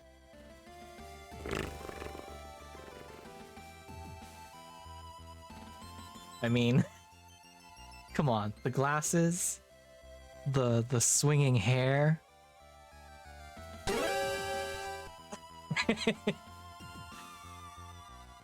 Well, cat's got her tongue.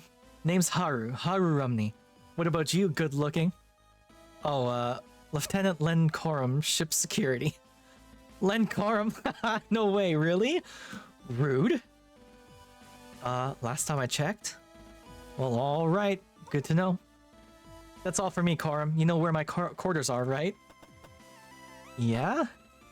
Ah, nice. Catch you later. Oh no. Cassie? You know where their room is, do you? I mean, I do. It's near mine. I didn't... That's not what... Their room is right near mine.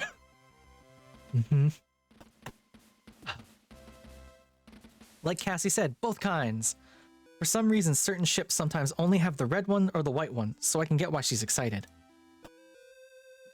A standard food vendor unit installed on all JCF ships. It's half robotic chef, half vending machine. You select what you want and it prepares it for you. The ingredients are all long-life synthetic reproductions, but it's pretty convincing. When you're done, you can slot the plate back in for cleaning. It's pretty handy. Putting it so... Okay, so it wasn't tea and it wasn't a candle. It was in fact a burning cigarette. Putting out your half-smoked cigarette in your half-drunk coffee. Pretty gross. I don't know why smoking on a ship hasn't been banned yet. Yeah, really. Why wouldn't it be? Is there somewhere I can throw this away? You know, don't worry about it. I'll find it. Oh, Cassie. Hey, Cassie, have you had lunch yet? Should we get something from the vendor? Oh no, she's so jealous. Ah, right. Cassie, shall we get some chips or something? Okay then. Ah. You know, it's... Actually, don't worry about it. Oh, Cassie, before we go, do you want something from the vending machine? Uh-huh. Chocolate? Difference in choices? Yeah, it's either chocolate or chips, right? Chips? Soda? Don't think I don't know what you're trying to do, Lieutenant. I promise I didn't get what Haru was saying about their room. Okay, but it's going to be a chocolate bar. Okay, sure. Wait, 2 chocolate bars. Sure. Oh, you picked the other option. Cool. Wait, 3. So, okay, if I had picked that I didn't know where Haru's room was, would Cassie have not been pissed off at me that whole time? Because that's also really cute in its own way.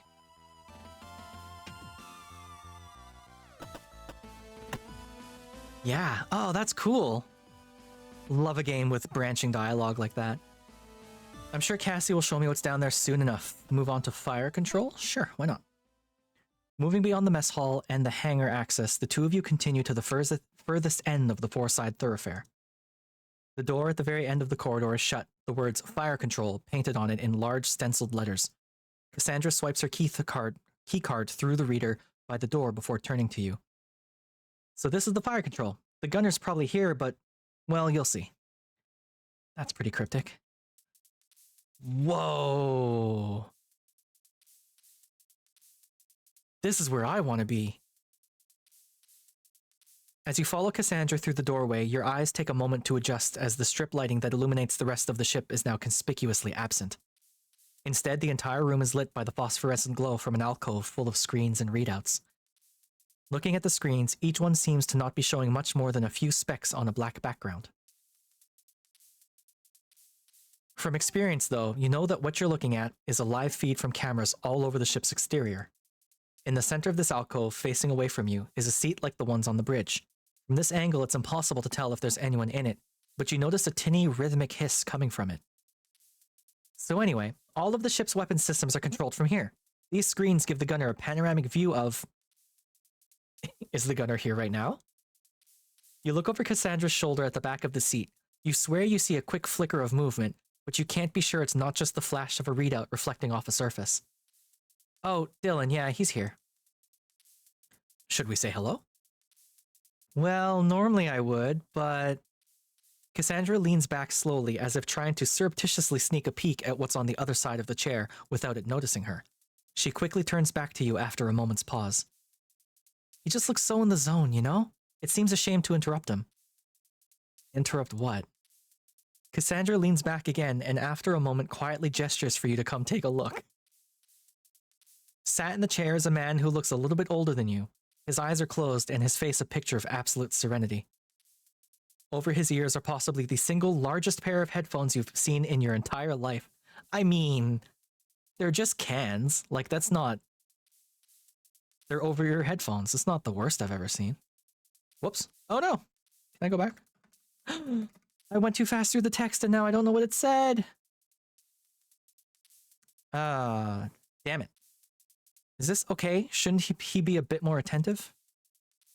Don't worry, it's fine. He's not even on duty. Yeah, but what if there's an alert? Scroll wheel brings up the log. Oh, you're the best, Video Witch. Thank you so much. You wonder for a moment if he's okay before spying a cassette player poking out of his jacket pocket. You realize that the hiss you hear is the slightest whisper of the music that he's listening to escaping from those substantial headphones. And then, is he okay? Blah, blah, blah. Yeah, but what if there's an alert? Thank you so much, Video Witch. That's awesome.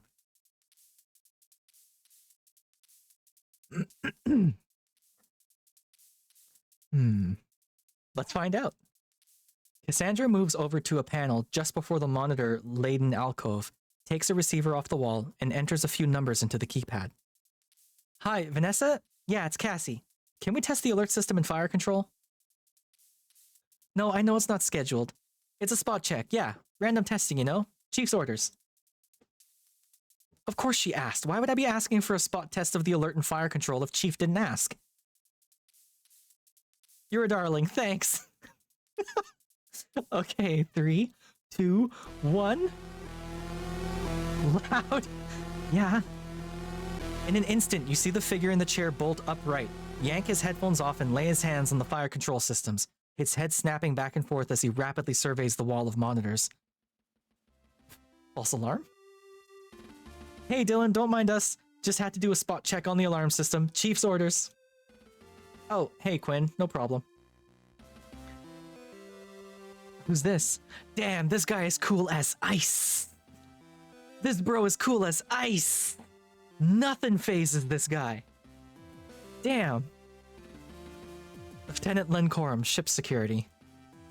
Oh hey, Warrant Officer Dylan Dees, gunner. Welcome aboard. Dylan Dees nuts? Thanks. Well, let me know if you guys need anything. That alert totally got in the way of an awesome solo, so I'm gonna rewind and pick up where I left off, mood. I know how that is. Good to meet you? Alright, well I've met Dylan. I've never been on a ship as small as the Gundog, but the controls for the ship's weaponry don't look anything like they do on a bigger ship. They look more like they belong in an office or something. Every single one of these screens is linked to a camera on the ship's hull. Although it doesn't look like it, this actually represents a 360-degree view around the gun dog. Cool. Same thing. Same thing. Can I use any of these? I think I'll leave that up to the professional. The screens only come with one channel, and it doesn't look like there's anything interesting on right now. Ha ha ha ha ha ha. How funny. Warrant Officer D's. Warrant Officer D's. Dylan. Oh, hey Lieutenant, how's it going? Not bad, thanks. I was wondering if you could explain the control system here to me. It doesn't look like anything. It doesn't look anything like what I've seen before. Huh? Oh, yeah. If you've not been on a small ship like the Gundog, it probably does look weird. Bigger ships have more crew spare, so they can have old-fashioned turret operators. On a ship like this, where there's only one dude flying solo, the whole system's optimized to let them run the entire weapon system alone. Each of these trackballs links up with a different weapon system, which is represented by a reticle shown on the screen. Neat. By rolling the balls, I can move the targeting reticle from screen to screen, and to fire, all I need to do is point and click. That's pretty clever, yeah. Only works so well because we've got the computer doing most of the heavy lifting. On bigger ships, the gunners have a lot more physical control. On a ship like this, it's more like playing a really intense video game. I've never really liked those spaceship video games. I'd rather play a racing game or something instead. It's not too bad. Now the war's over, we're not shooting anyone anytime soon. So I get to spend all my time here listening to music and staring out into space. Pretty much perfect. Listening to anything good? Yeah, a real classic album right now. Ever hear of Trish and the Replicants? Is this game nothing but references? References and meta references, it seems to be so far. We've got Blade Runner, we've got Star Trek so far. No, sorry. Come by later and I'll lend you a cassette. It's pretty good for such an old band. Thanks for the offer. Cool. Just once I was hoping he wouldn't be here. Oh? Yeah, this place would be such a good room to relax in and take in the view of the stars. Does the ship not have windows? I guess windows are dangerous in a spaceship. But day or night, he's always in here, either spacing out himself or drumming away. I'm so jealous. Most heads of operation would kill for a crew member who was at their station day or night, you know. But this is weird. The only time I've seen him leave is when the ship's docked. I've come by at all sorts of random times and he's always here. Which one's a Bubblegum Crisis reference? Trish and the Replicants?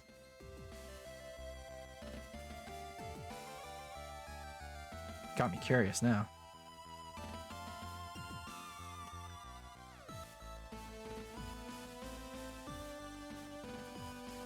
In Bubblegum Crisis, there's a band called Priss and the Replicants. Oh. But... wait.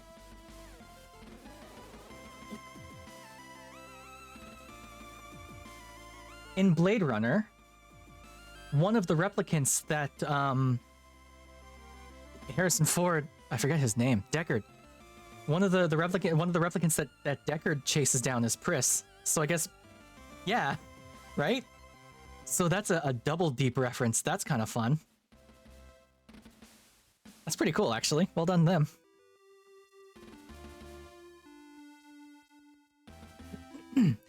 Random times he's always here.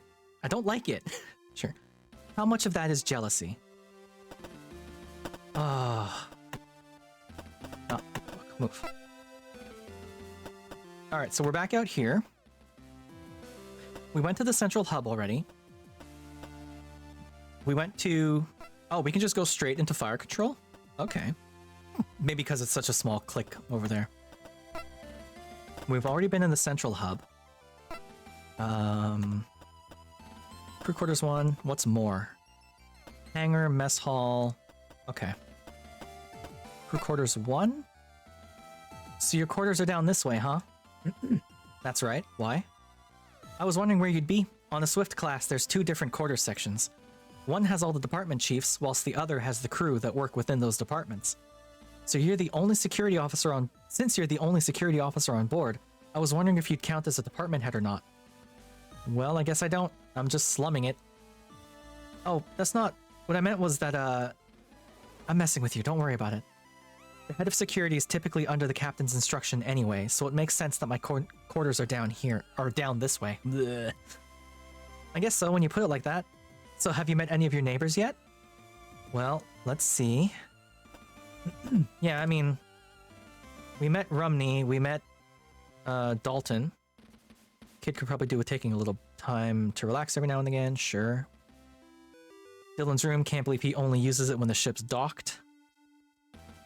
Haru's room, they've definitely heard what Hansen has to say about me. Probably best I don't run into them too often. Hansen? Hansen Cruis. Yeah, I know this guy. Oh, you've met him already? Not on the Gundog. I knew him back on the Kalik. Oh.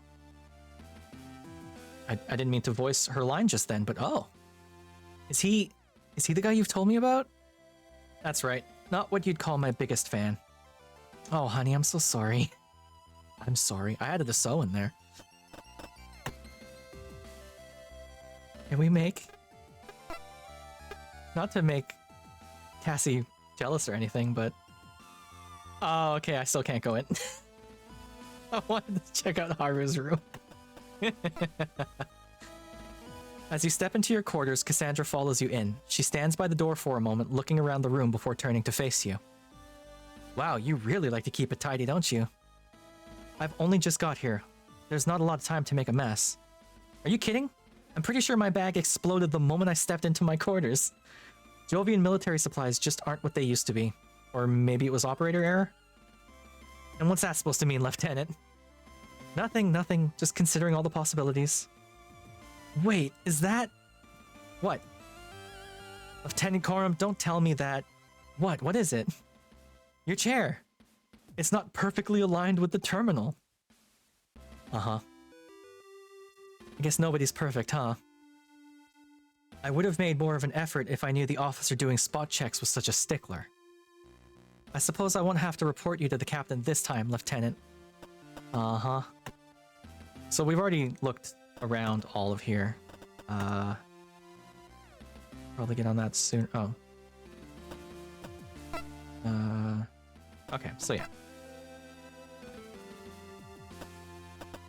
So we can move back to... Actually, out of curiosity. No way. Okay. Crew quarters 2. And this is the second set of crew quarters, where operations staff, that's me and Vanessa, the department heads, and the captain have their quarters. Makes sense? Of course, it's obvious why you'd come this way so soon after finding out I was part of the crew. What do you mean? I'm supposed to be meeting the captain soon. I know, and despite that, you've let your libido guide you to my quarters, you animal. Let's maybe save that for later, okay? You tease. I like Cassandra. She's so cute. Dr. Rosarium's quarters. Although I've never seen or heard him use them, he's pretty severe. Is that right? Yeah, it's hard to explain. I guess you'll find out when you meet him. Okay. He must be pretty intense. Normally Cassie's got a lot more to say about people like that. Have you met the chief yet? Chief, do you mean Mackenzie Cathy's? Cathy's? Oh. We're in a me learning how to pronounce people's names kind of night.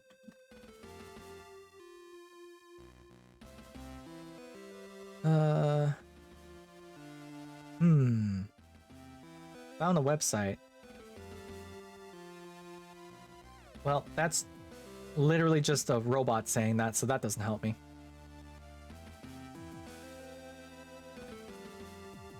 That's also a robot. According to the robot I found online just now, it's pronounced cat haze.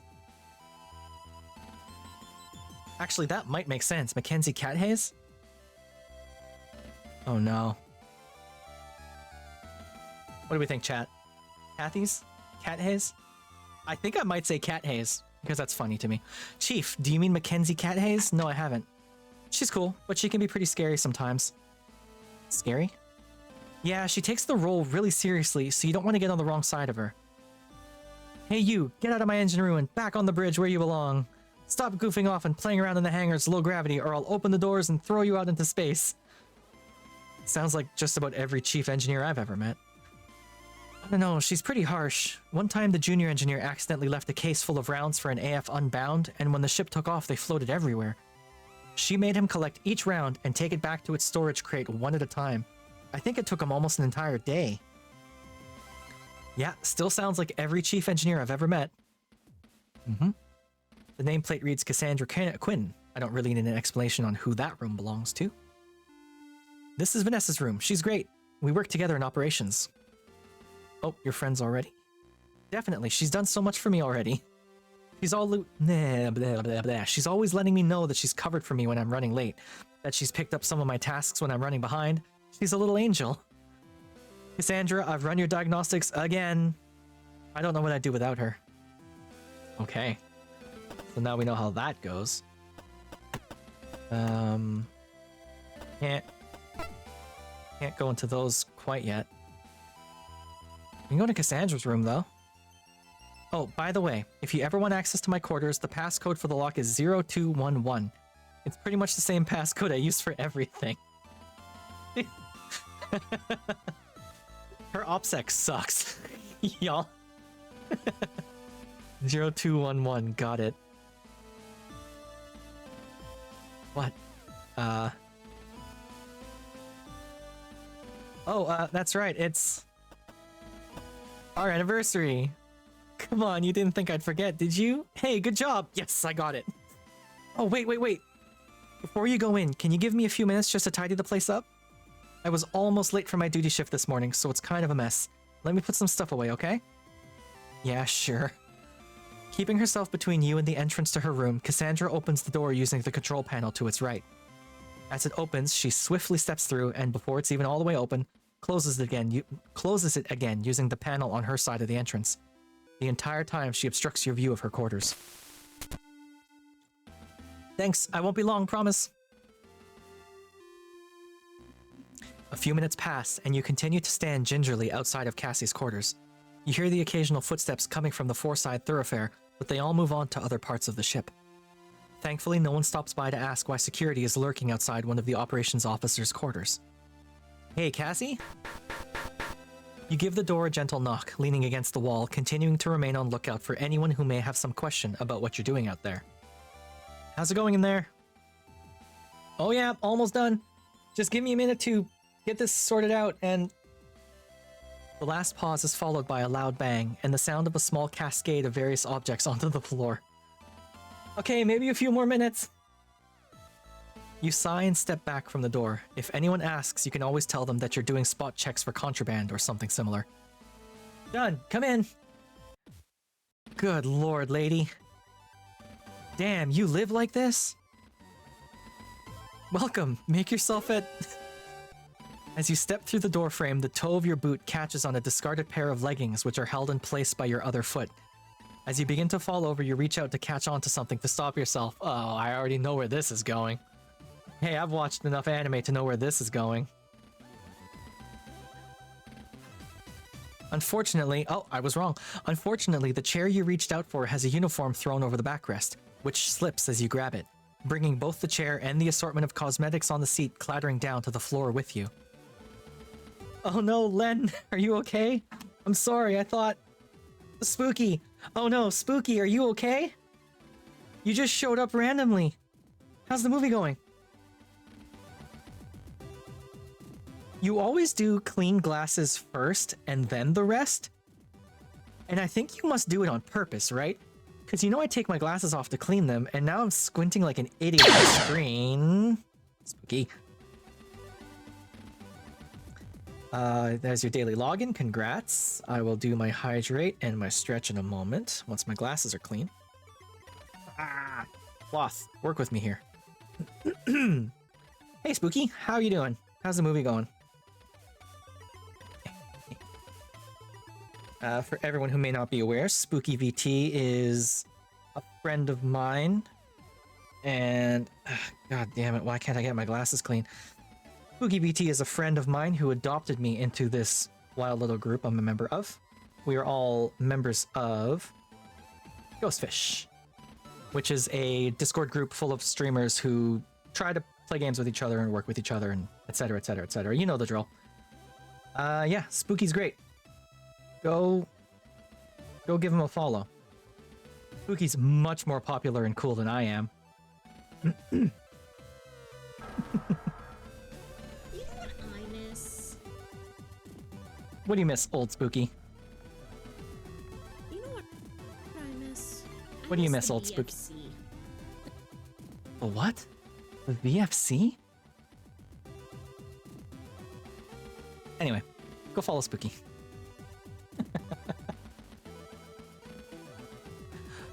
Oh no, Len, are you okay? I'm sorry, I thought... Cassie... Yes? I thought you said you were tidying this place up. I was? Then why did I just get brained by a falling hairdryer? This one. Look at the size of that hairdryer. There was a system. You get back to your feet and right the chair as Cassie quickly grabs the assorted bottles and tubes that fell down with you, placing them randomly back on any nearby surface. You almost launch into a speech about securely stowing possessions in case of high-speed maneuvers, but you stop yourself. Doesn't the captain ever carry out spot checks or surprise inspections? No, it's great! From what I've heard, her quarters are a worse state than mine. Is that right? Oh, lordy. Lady. Good. Is that mustard? Like everything else in this room, this terminal appears to be used as extra storage space. Even the chair is covered in stuff. Since Cassie's in operations, you'd think she'd make more use out of her terminal than anyone else on board, but I can't see how she uses it like this. Oh god, the stretch and the hydrate, I forgot.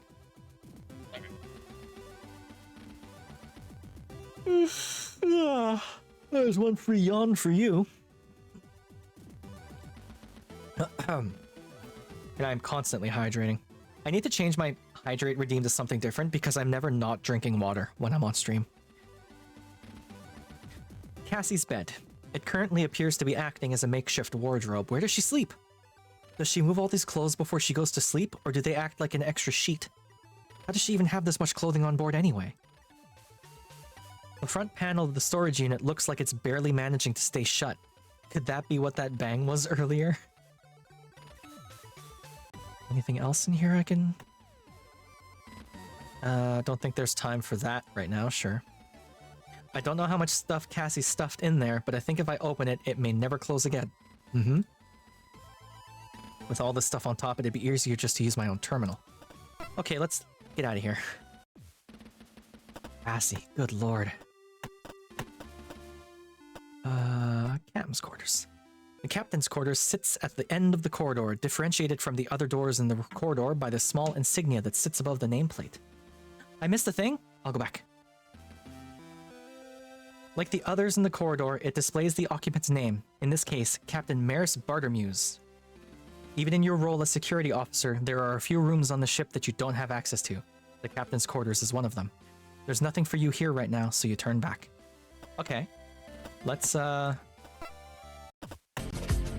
ball's hardened. Hi, Ghostly! What's up? So, Spooky earlier said that she was sad that the balls hardened redeem doesn't make me giggle as much anymore. It does. It's just I force myself to be quiet for a second so that the full effect can be had, you know? And then I get excited to say hi to whomever used it. So hi, how are you doing?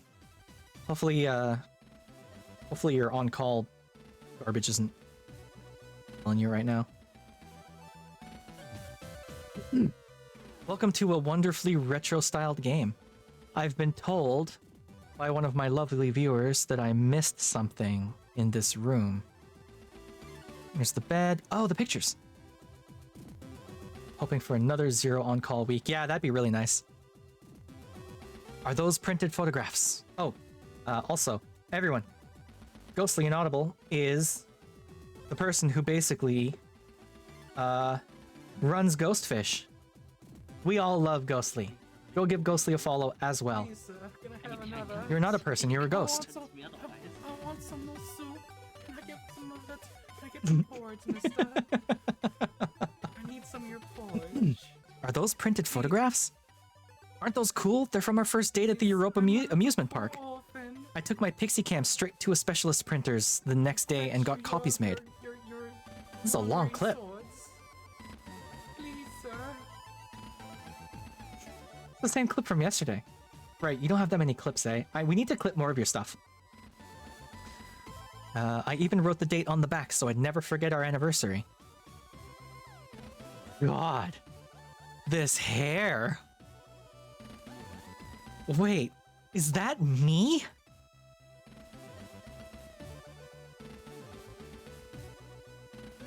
That's not true. That's not true. Okay, Video Witch, here's a question, right? When I made my character, I chose they, them as my pronouns.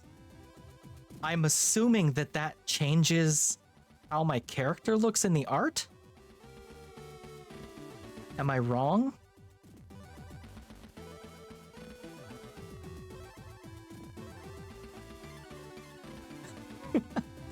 Also, Ghostly, you know that's not true. There are not enough clips of you because it's hard to clip art. This is different, yeah. The she/her option has long blonde hair. Interesting. That's cool. I mean, I dig the hell out of this. This is my jam. I'd look like this if I could. Wow, I never knew you were that sentimental.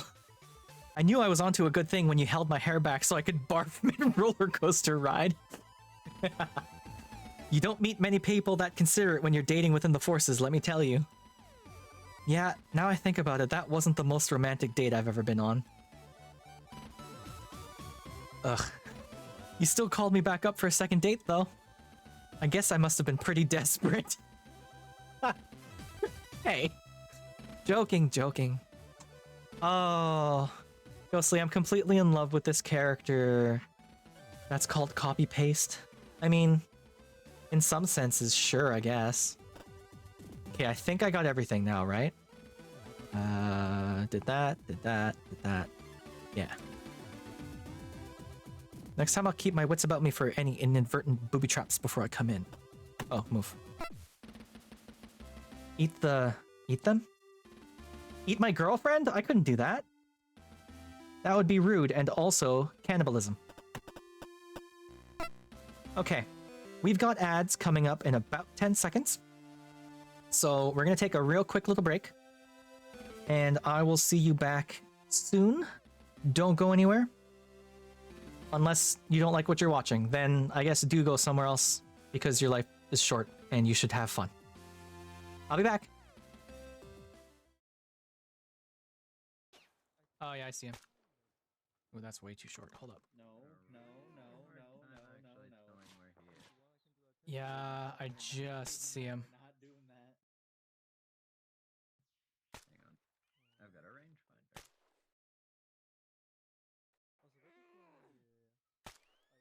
He's at like 750. I just got him.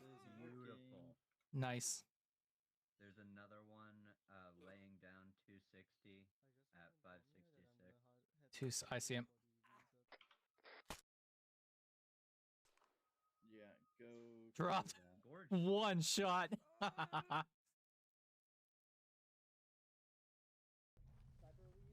Assemble? Is that door open? Negative. Oh, now it's open. Nice. Hey, What is this? Sweet G.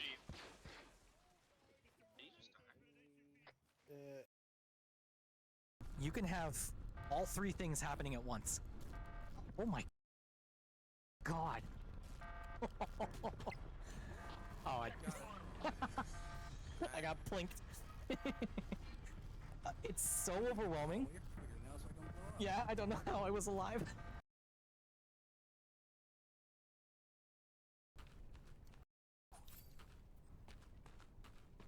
Oh no. Oh. Yeah. I see you, bud.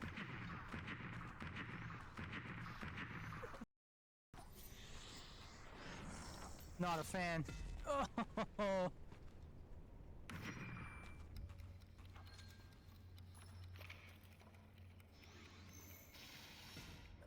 They can still hit me? No, that's not fair. Fight! Fight! Fight! No! Jax! You ran yourself to death! No! I was gonna die regardless. I dropped my thing. No. Spooky, do something about this! Please. Yeah!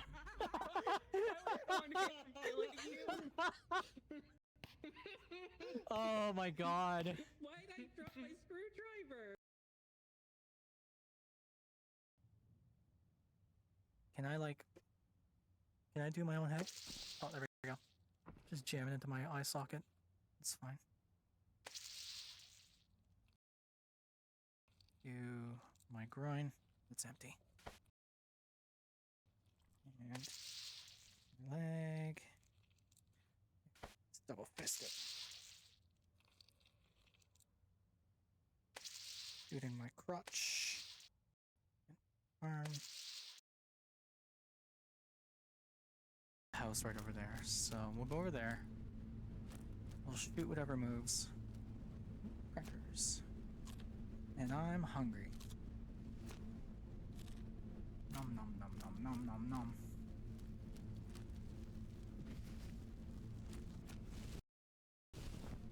The trick for life, kids. When you're out in the world and you see a cracker on the ground, eat it. It's good advice. You can listen. Alright. I didn't actually go anywhere. I probably should have stood up. I was talking last ad break about how ad breaks are pretty okay for the streamer because it lets me get up and stretch my legs, but I just sat here the whole time for that, so... whatever, I guess. So we've been everywhere so far in the 4-side thoroughfare. Let's move to the... I mean, there's stuff here to check out, too. Check out sickbay. Ooh. The elevator doors hiss open, and you both step out into a wide open room.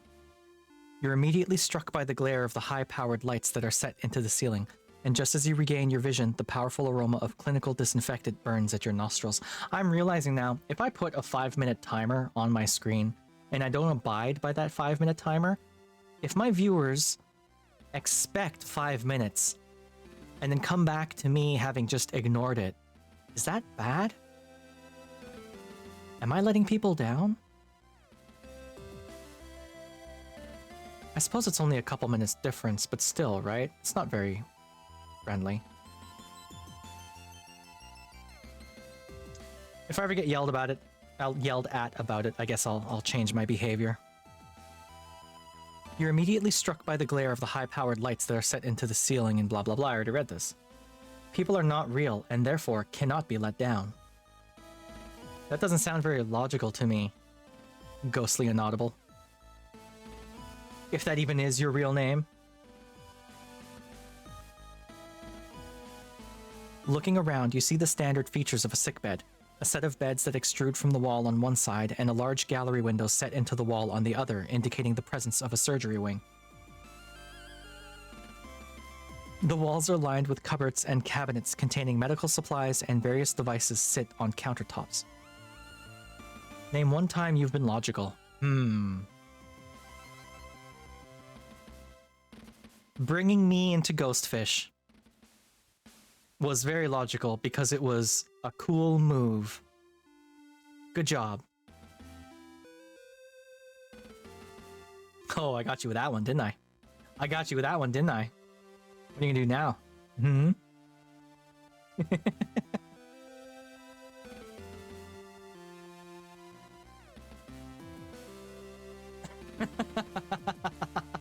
Don't retire.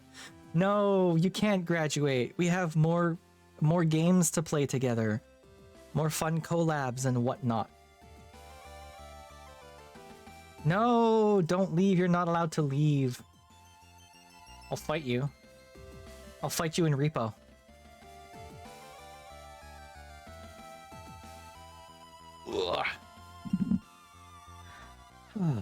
In the middle of the room is a large desk set to face the entrance. On the side closest to you are 2 chairs, and on the other sits a figure that you almost mistake for a piece of medical equipment until they look up. You have hands? You're a ghost, though. I think in a fight of corporeality, I think I win. I'm made of metal. And I got these cute little kickers. Check out these little foots. What are you gonna do, huh?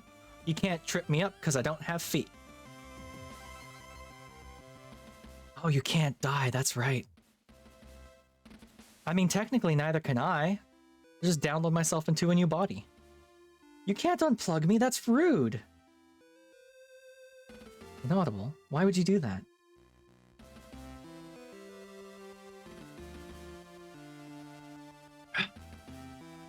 You eat my batteries. Okay. You win. That's fine. Whoa, bro. Cool. Miss Quinn, excellent timing. I've just finished the analysis of your... Hey, Doc, don't worry about that right now. I'm giving a tour to our new security officer. Very good, Miss Quinn. Hello, Lieutenant Coram. I'm the ship's doctor, Safer Rosarium. I reviewed your file already, so please feel free to stop by with any complaints. But since you're here, Miss Quinn, I'd really like to talk about your gastro... Honestly, Doctor, it's fine. We can talk about it. Intestinal. Doctor, later.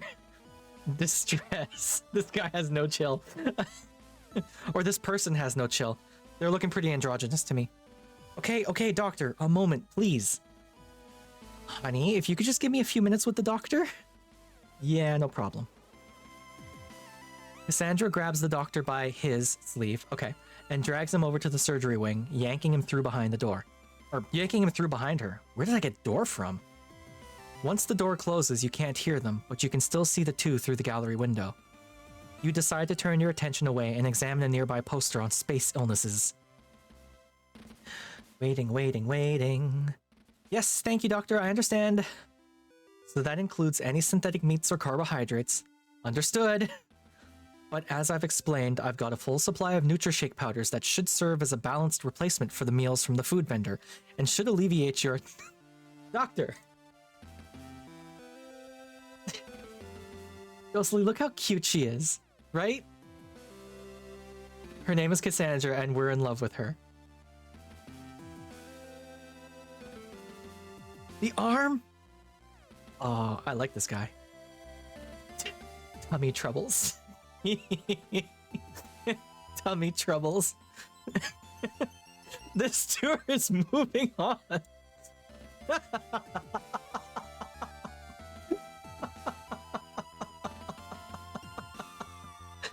Oh. Listen, as a ghost, this may come as a surprise to you, Ghostly. But human women poop. Chat? This may come as a surprise to you. Human women poop. They do, it's true. I know it's shocking. What's poop?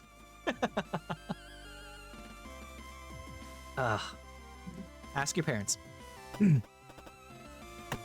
Let's see. Let's look around in here first. All those cupboards and cabinets are jam-packed with different medical supplies, tools, nutritional supplements, and so on. I guess it's good to have it all on hand. I don't believe you.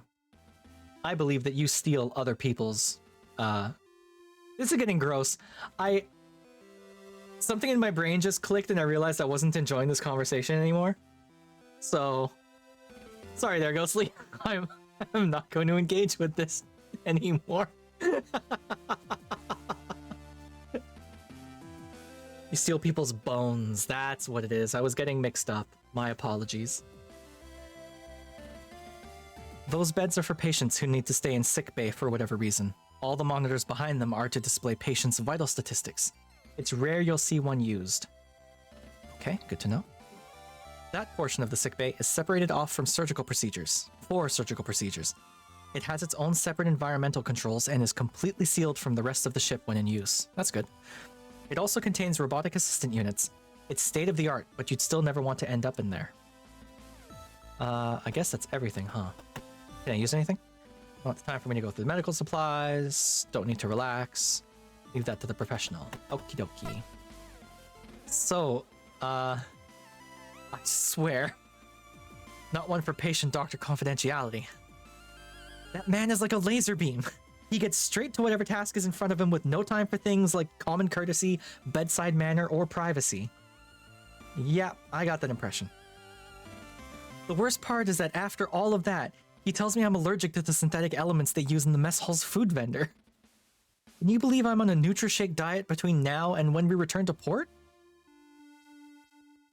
I thought those ingredients were supposed to be hypoallergenic, no animal products, suitable for everyone. I know, but the doctor's saying that it's a rare condition that means I react to one of the compounds they use in production. So no more hamburgers for you. But there's one silver lining. What's that? The vending machines use real ingredients. Chocolate and chips are still on the menu.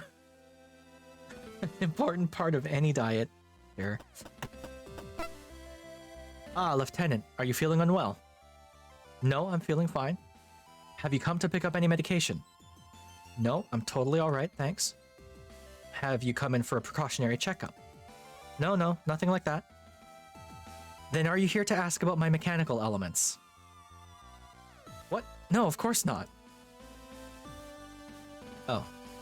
Well, in that case, Lieutenant Coram, I'm not sure I can help you today. Don't worry about it. Okay. I just heard something weird in my house. I'm gonna be right back. I know we just came out of a be right back. I'm sorry, but please sit tight. I'll be back soon. I'm sorry.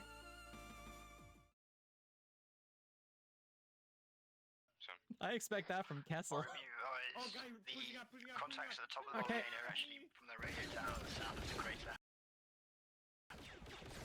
Oh god! Death of bomb. No! Reloading! Stand by. A firm.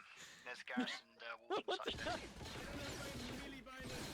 Foxtrot, go ahead and just retract your medics. Shit, Two's medics has finally made it on the ground.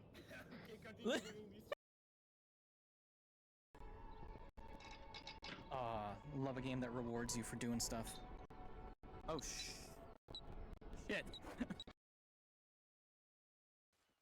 Good copy, that was already the... Got that. Well, now you have. Is this one of ours? It is now official. Affirmative. Oh, okay. I thought it was Inferno because he had a Don't booty tip me on. with a good time. Yeah. What the hell? What happened? Hey, Jumper. This We guy was walked just up to standing him. here. Inferno, we walked up to him because we thought it was you. Topside. What? He was up there. I shot. Nemo, we're all gonna slap him at the same time. Go to reorientation. Wait. Okay. Okay. On go. All right. 3, 2, 1, go. Okay. You see his blood.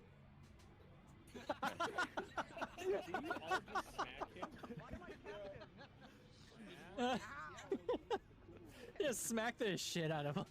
Alright, we're gonna do the same thing to Nora then. Anyway. I'm gonna let you guys deal with this. Thanks, what's between you? Oh, Oh, there he is. Oh, there's a million of them. You got a grenade? Nope. On that with another nade. Oh, they threw one back. No. Run!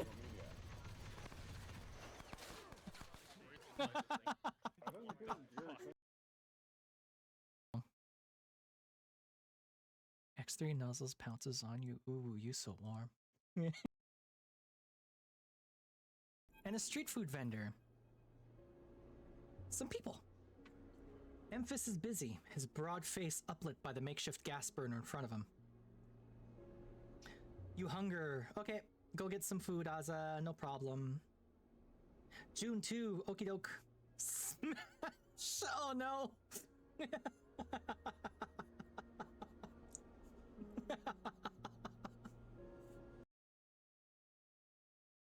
Their yellow color mixing with the pale sauce and whirls and blooms. Eat.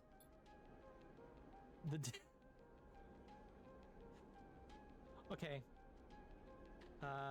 June, you're still here for some reason, even though you should have gone to bed like an hour or two ago. But I need you to picture Aza meeting this man's eyes and him ordering Aza to eat. Aza, eat.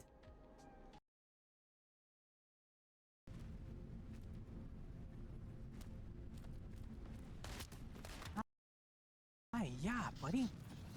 Ah, fuck. God damn it.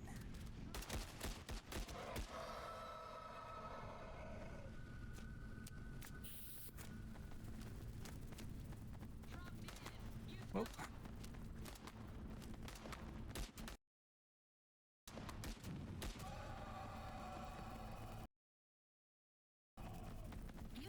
Whoa! Oh my god! Oh!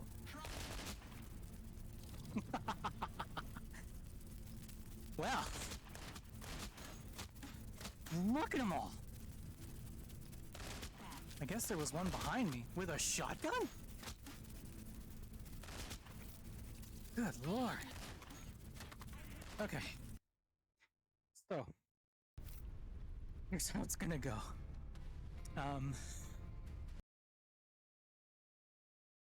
Sussy Baka. I got lost. I went the wrong way. I don't believe you, Ghostly. I think you are suspicious.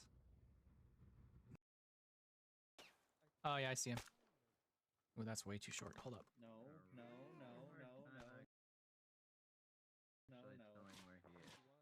Yeah, I just see him. We're not doing that. Hang on. I've got a rangefinder. He's at like 750. I just got him. Beautiful. Nice. There's another one laying down 260 at 566. I see him. Yeah, go. Dropped. Gorgeous. One shot. I should start running marksman. Oh, I see a third. What do you want?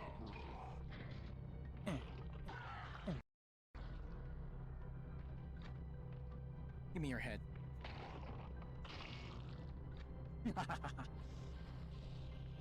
Alright.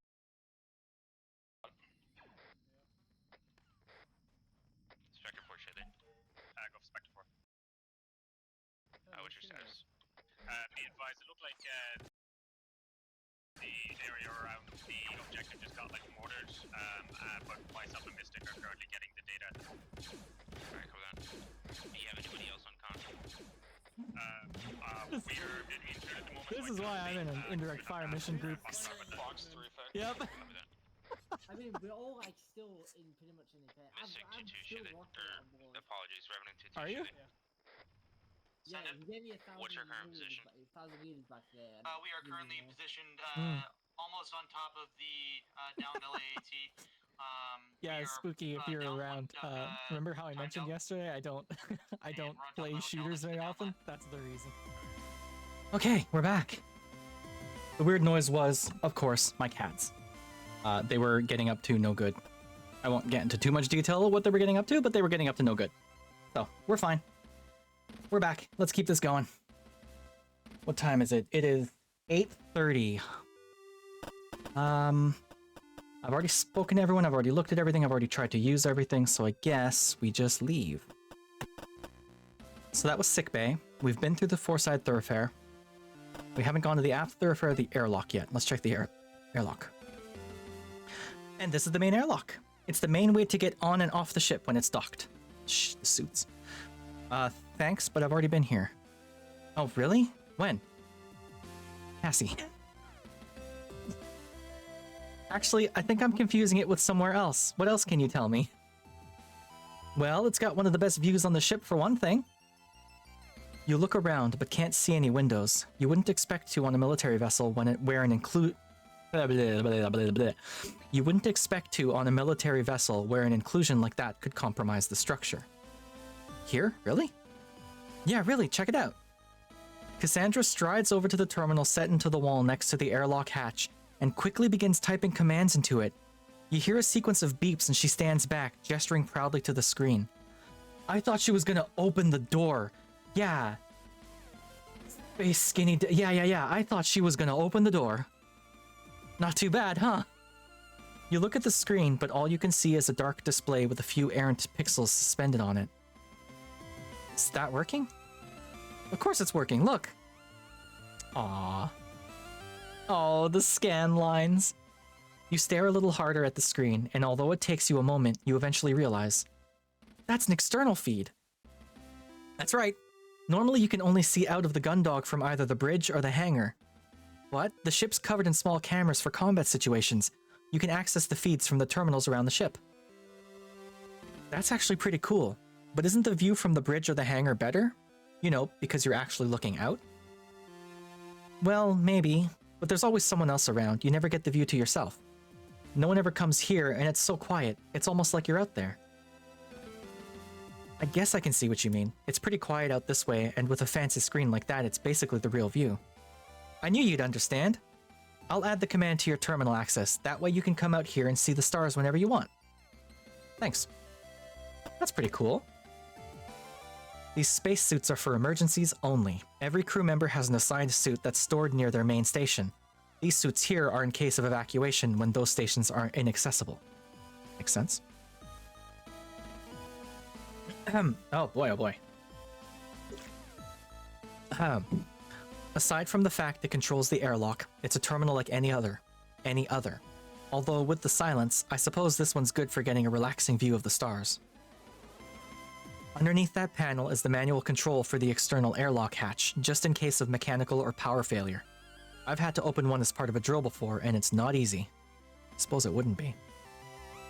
This is the main crew airlock for crew use. It's used to load and offload basic supplies and equipment. Everything else is brought in through the hangar airlock. There's that. Right. I'll leave those where they are. I'm not going anywhere, and any usage of emergency supplies has to be reported. I really shouldn't be messing around with that. It's really tricky to get back on once removed. This terminal, alongside its other standard features, is used to control the airlock. I can also get a look at what's going on outside of the ship. Oh, cool! I've got a few minutes. I could spare some time for stargazing. Yep, that's space all right. I don't feel like walking out into space anytime soon. Although if I actually wanted to use it, I'd need to go via the terminal. Alright. So, do you come out to the airlock a lot? Fine, a lot. More than once for coming on board and once for departing. There's nothing wrong with hanging out in the airlock. Sometimes you just need a bit of personal space. On a small ship like this, it's the only place you can really get some time to yourself. Cassie, your quarters. Even on a big ship like the Reliant, there's not many places to get away from everyone. I just find it really relaxing to know I'm this close to being out in space, away from everything, everyone. Sometimes it feels like I was made to be out there, not cooped up in here. I didn't know you enjoyed that part of space. For most people, looking out into the expanse for too long triggers a kind of existential dread. I knew a guy on another ship that couldn't bear to look out into space. He'd start getting the jitters whenever he did. Sometimes if he got drunk on duty, he'd start saying all kinds of weird stuff about how humanity's souls were never meant to be unbound from gravity. I don't know, it's just like there's something out there that's calling me, you know? Well, that's until I'm late for my shift and the captain sends out a shipwide message telling me to haul ass up to the bridge. Then I know there's something calling me. Okay, I need to say it right here. If Cassie dies, I'm gonna lose my mind. Cassie better not die. So we've been to everywhere except the aft thoroughfare. As the two of you leave the central hub behind you and travel down the aft side thoroughfare, the hum of the engines continues to grow louder. You'd effectively filtered the noise out in the rest of the ship, but as you got closer to the rear, its volume increased considerably. Are the engines supposed to be that loud? Are the what? I said, are the engines supposed to be that loud? The what? What? I said, are the engines... I heard you the first time, I'm just messing with you. You could have fooled me. I've never been on a ship where the engines are so noticeable. Is it supposed to be like that? Supposed to? No, not really. But the Gundog is a Swift class, a type of patrol ship that's designed for rapid response. They're made to cover large areas of space quickly and offer basic assistance to ships in distress. That, or to be first on the scene to gather intel and issue warnings if anyone comes too close to Jovian space. Which means design-wise, they've prioritized speed above everything else. I guess the best way to sum it all up is that the Gundog is basically a huge set of engines with a tiny ship strapped to them. Hell yes, my favorite kind of ship design. Give me a very fast picket any day. Well, that's reassuring. Oh, it's fine. It just means there's no space for systems like motion dampeners or soundproofing. You'll miss it when you leave. Yeah, maybe. There is an upside to these vibrations coming from the engines. Oh, I don't like where this is going. Oh yeah? Check this out. You watch as Cassandra crouches down, takes out a pen out from her pocket. That's a clumsy sentence. And lays it on the floor. As soon as she removes her hand, it begins to slowly edge away from her, moved by the vibrations carried through the ship. Ta-da!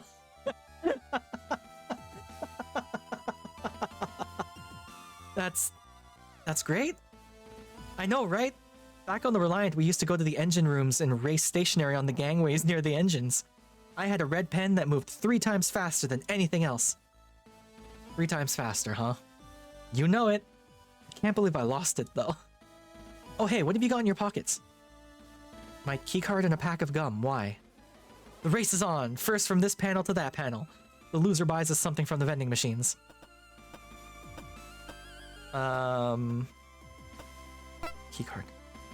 Okay, let's go with the keycard. You place your keycard on the floor next to the pen and stand up.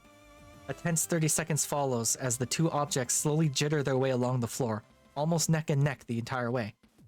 Come on, Biro, you've got this. You can do this, keycard. The sporting event of the century looks like it'll end in a draw, but at the last moment, Cassandra's pen pivots on its axis, allowing your keycard to take the lead and pass over the seam between one floor panel to the next. Haha, alright. Aw man, pen, you let me down. Vending machine treat is on you then. Wait, best 2 out of 3. No. I won fair and square. Down that corridor is the armory where all the ship's firearms are stored. Normally, access has to be granted from the bridge, but since you're the security officer, you've got access coded into your keycard. Good to know. That way leads to the engineering block. From there, you can access the engine room, the main computer, and most of the ship's systems. Although you won't be going anywhere near those systems if the chief has anything to say about it. Okie dokie. You swipe your keycard through the card reader set into the terminal by the armory's door. Instead of the door opening as you would expect, you hear a harsh tone from the terminal. Looking at its screen, you see a message displayed in large flashing letters. Access denied, insufficient authority. Huh? Oh. It looks like your clearance hasn't been fully processed yet. You'll have to meet the captain before you can get into that room. It's fair, I guess. Oop. Whoa. As the 2 of you continue through the aft thoroughfare, the thrum of the engines grows louder still. The featureless paneling that has made up the majority of the ship's interior quickly gives way to visible pipes and conduits, and eventually the smooth flooring transitions to grating, revealing more workings underfoot. Finally, the thoroughfare leads into one huge open chamber filled with masses of machinery.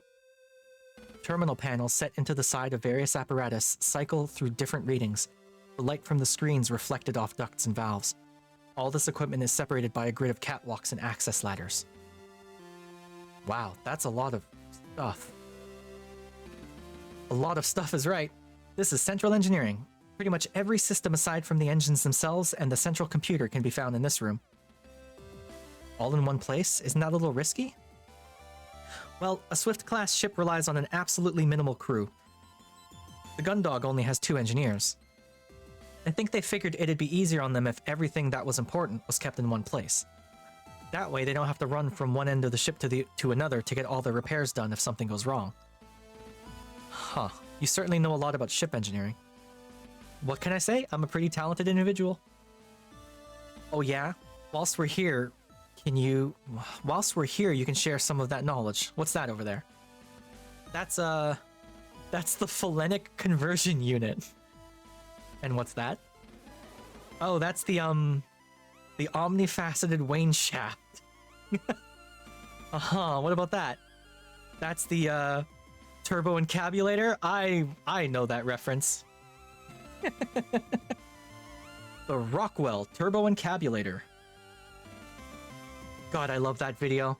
They made like a new version of it, and it's nowhere near as good because it's not as how do I even put it? It's just not as good. The new turbo encabulator video. Like, I appreciate that they did it, but the original is just such a classic. Every day is a school day. I'm head of operations, not chief engineer, okay? I don't need to know what... Hey, no one better be screwing around up there. You both jump as a stern voice barks at you from below. Looking down, you see through the grating that there's another catwalk situated below the one you're stood on, with a crew member moving at speed towards the ladder that joins the two catwalks. I swear, if I find so much as a single terminal readout out of place, I'm stuffing the two of you into the organics processing system. If I have to retrieve one more pen from behind the compressors... The crew member continues to grumble as they ascend.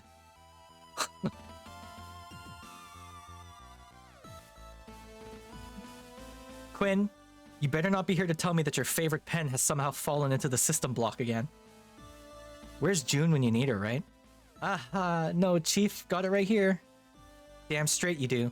Now make sure you hang on to that one, or you're going to need someone to pull you out of the system block instead.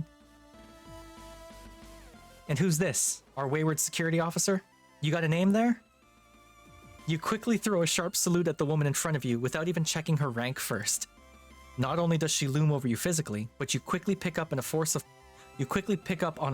personality that feels like it adds an extra 6 inches to her considerable stature. Lieutenant Corum, security officer for the JFS Gundog, ma'am. Less of that ma'am business, Corum. Name's Mackenzie Cathays. I'm going with Cathays. Chief engineer, but that's chief to you. Yes, Chief. Damn straight. Now what are the two of you doing in engineering? I was just giving Lieutenant Corum a tour of the ship, Chief. That's so. You never been on a ship before, Lieutenant? First assignment? Never on a Swift class, Chief. I've only served on a strike or supply classes to date. Holy God, my goddamn cats. I'm so sorry. I'll be right back again. Please forgive me. Alright, I'll drink up. I'll drink more of my cow piss.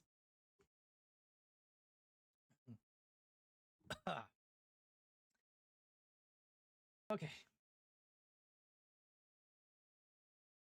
That was super fun. This was easily the best stream I've ever had. Thank you all so much for cow piss. Were you not there, Spooky? Hold on. I'll go back. I have a camera. I'll go back. I can do this for you. For you, I will do this thing. Karu pisu, which phonetically is just cow piss. There's a reason they changed the name for the North American market, for the Western market. They changed it to Calpico because they didn't want to put cow piss on a bottle, because the only way to pronounce it is cow piss. So I'm drinking cow piss. Anyway, I kept this bottle from Tokyo because it's a really convenient bottle.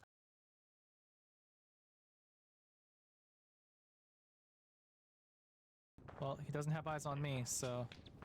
Yeah, he's hitting the wall, so we're not gonna get hit. Yeah. Don't worry about that little building. Eagle's about to demolish it. Okay, wow. He has eyes on us. Yep. Eagle is about to demolish it. Copy. Right in the chest. Oh! Yeah. Hey, buddy. Let's go!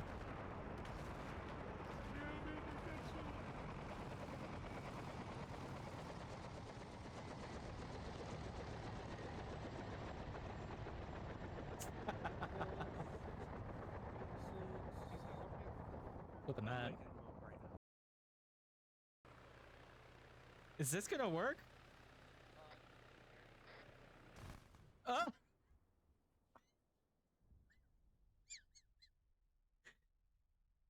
brilliant. Perfect ending to this op. Couldn't have asked for better. X3 nuzzles pounces on you. Ooh, you so warm. South and west doors. Yes, I fucking knew it. Fucking turns on. Shame, been This is SWAT. I'm getting things sorted out right now, trying to figure out what's going on. So. Is it Zelda rules? I mean, yeah. Y'all, did you see that fucking MLG pro gamer move? Can we get some air horns playing, please? Oh. It's coming up.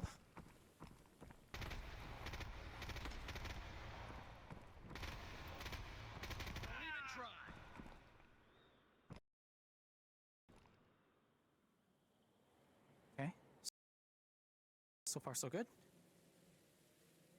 Oops. Oof. Ow.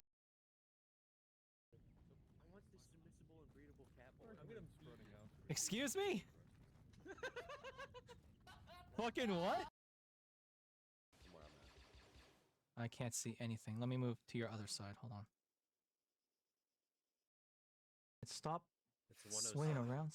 I think I see something that looks like.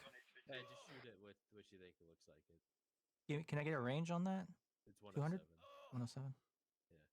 Yeah. Okay, clear back blast. Yeah. Rocket, rocket, rocket. Fucking. Yeah. You got it. Oh, shit. Well, I got it.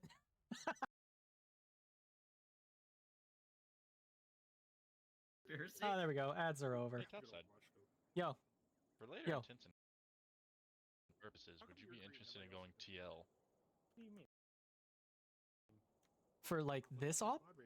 No. I mean, like later on, once we start getting more like a solid group of people that shows up consistently. I mean, I could.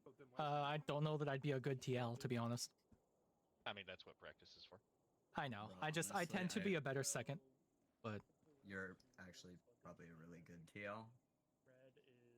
okay. Genuinely, I'll take your word for it. Really bad TL, but staying calm is like 90% of it.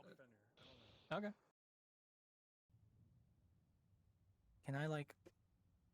Can I do my own head?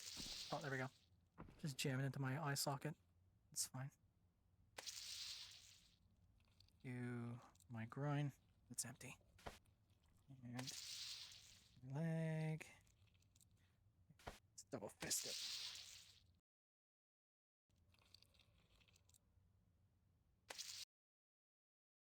Do it in my crotch. Arm. Fight! Fight! Fight! No! Jax! You ran yourself to death! No! I was gonna die regardless, I dropped my thing. No! Spooky, do something about this! Please. Yeah!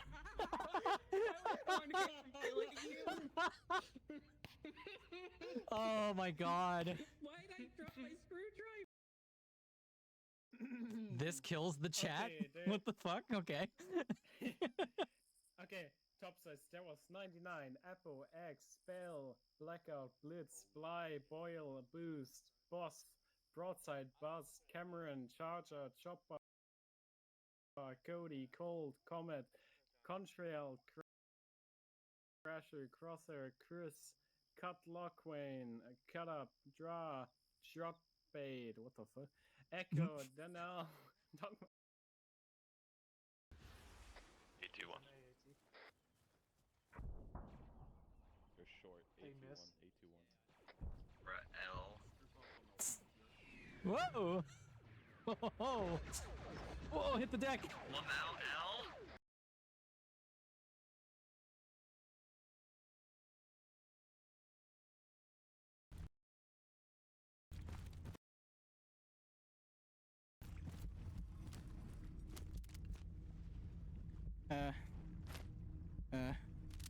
Nope.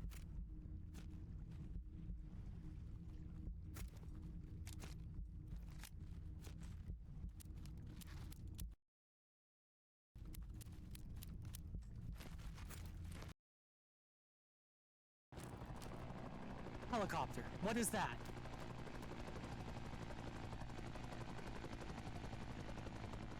What is that about?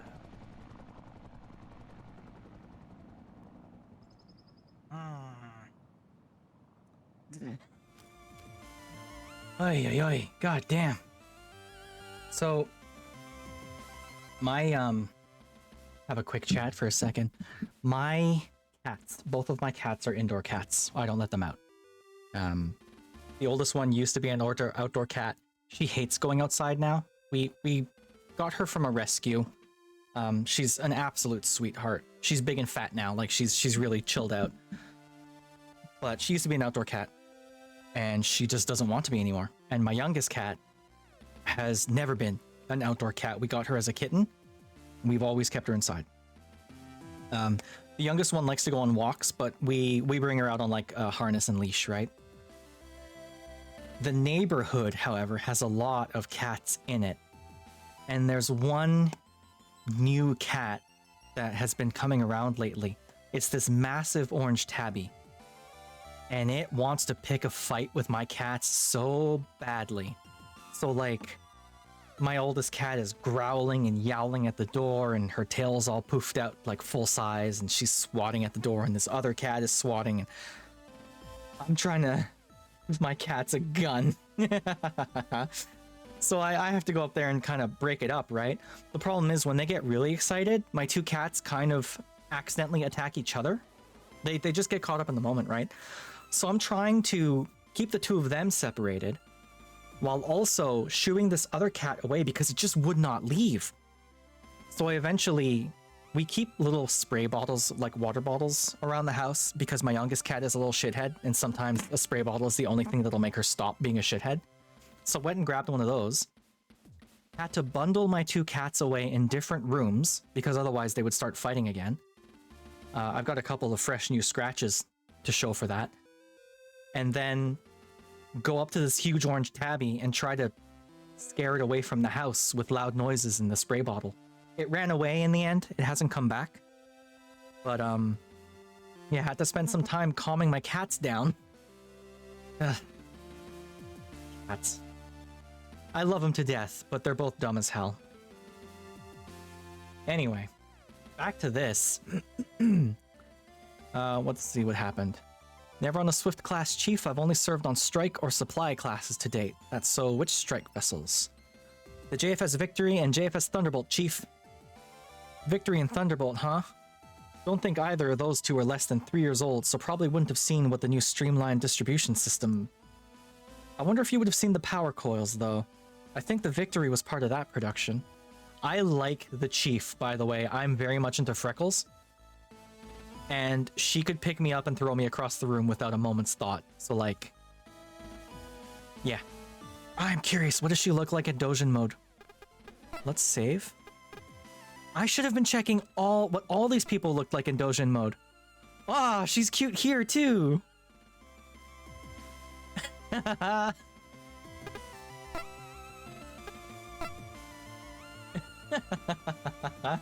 Just like you? Hell yeah.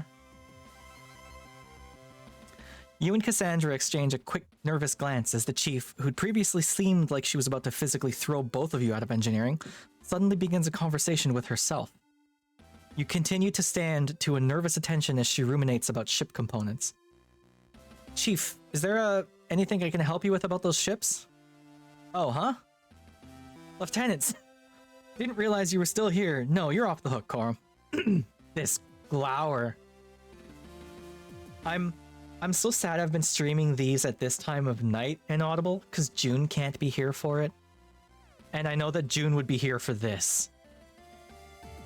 I'm gonna take a quick screenshot. Oh, that was weird. I'm gonna take a quick screenshot and send it to June. She could be if she wasn't watching movies. Yeah. Yeah. Those movies, eh?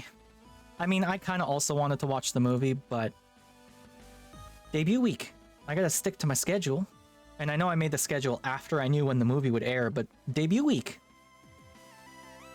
Hopefully they don't mind. Not unless you can tell me whether the Victory was outfitted with the 3rd generation B-Pack upgrades anyway. Sorry, Chief, I don't think I could. Wonder if that's because the retrofitting takes into account space availability in the ship's interior for minimal traversal impact. Although maybe it could be that it takes... I think now would be a good time for us to move on. Good idea. Well, that's all, Chief. We'll just be going now. Oh yeah, sure. Just don't let me catch you screwing around in here again. I like the Chief. Not a live-action fan, especially from the 2000s, unless it's Spy Kids. I mean... There's some good movies in the 2000s. The Matrix 1 came out in 2001, and that's a goddamn classic. Matrix 1 is so good. God, I love that movie. What else came out in the 2000s? Wait, no, The Matrix 1 is from 1999. Yeah. I'm so bad with times. I'm trying to think of other movies and I just can't think of anything. Meh. No, but that's fair. And I mean, they're watching a sad movie too, right? And I don't know that any of us are in the mood to cry right now. Life's hard enough as it is. There's so much going on in here that I've got no idea what anything is. This could be a waste processing unit, or it could be... life support. Alright. Sorry, Chief. What was that? This unit's part of the life support system. To be exact, this part is an assessment center of sorts. It continuously samples the atmosphere on board the ship to ensure that it's at an optimum level to keep us all alive. Oh, huh. Right. Yeah. There's so much machinery in here. If what Cassie says is true and that all the ship's systems are packed in here, it could be anything. It's certainly giving off a lot of heat, though. That's the power distribution module. Chief, it's you. What is it? The power distribution module. We're situated above the Gundog's main reactor, and this is the system which distributes the power to all the ship's various systems. Oh, is that... right. She's very excitable. That door leads to the central computer system room. It contains the ship's mainframe that all the ship's terminals are connected to. It also runs the majority of the ship's hardware. There's a primary access terminal located in there too that gives access that no other terminal in the ship offers, but for security, only the captain has use of it. Great, thanks for the heads up, Chief. Engine. That door leads to one of the ship's engine rooms. There's another engine room on the other side of the ship. It's not exactly an efficient layout when you're running tests on the system, but it's what they thought would work best in terms of keeping a Swift compact. Oh, thanks, Chief. What else can I click on? She's so excitable. She so desperately wants us to be here, but she pretends like she doesn't want us to be here. I genuinely don't think it's a good idea for me to touch a single thing in here. I'm less worried about damaging the ship and more about what the Chief will do to me if she catches me. Yeah. Move to the engines? No. I'm absolutely not touching that. If I do something wrong, I don't want to think what the Chief will do to me. Move to the central computer. You swipe your keycard through the card reader, set into the terminal by the door leading to the central computer. The door doesn't open, and instead you hear a harsh tone from the terminal, which is now displaying an error message. Right. Looking at its screen, you see a message displayed in large, flashing letters. Access denied. Insufficient authority.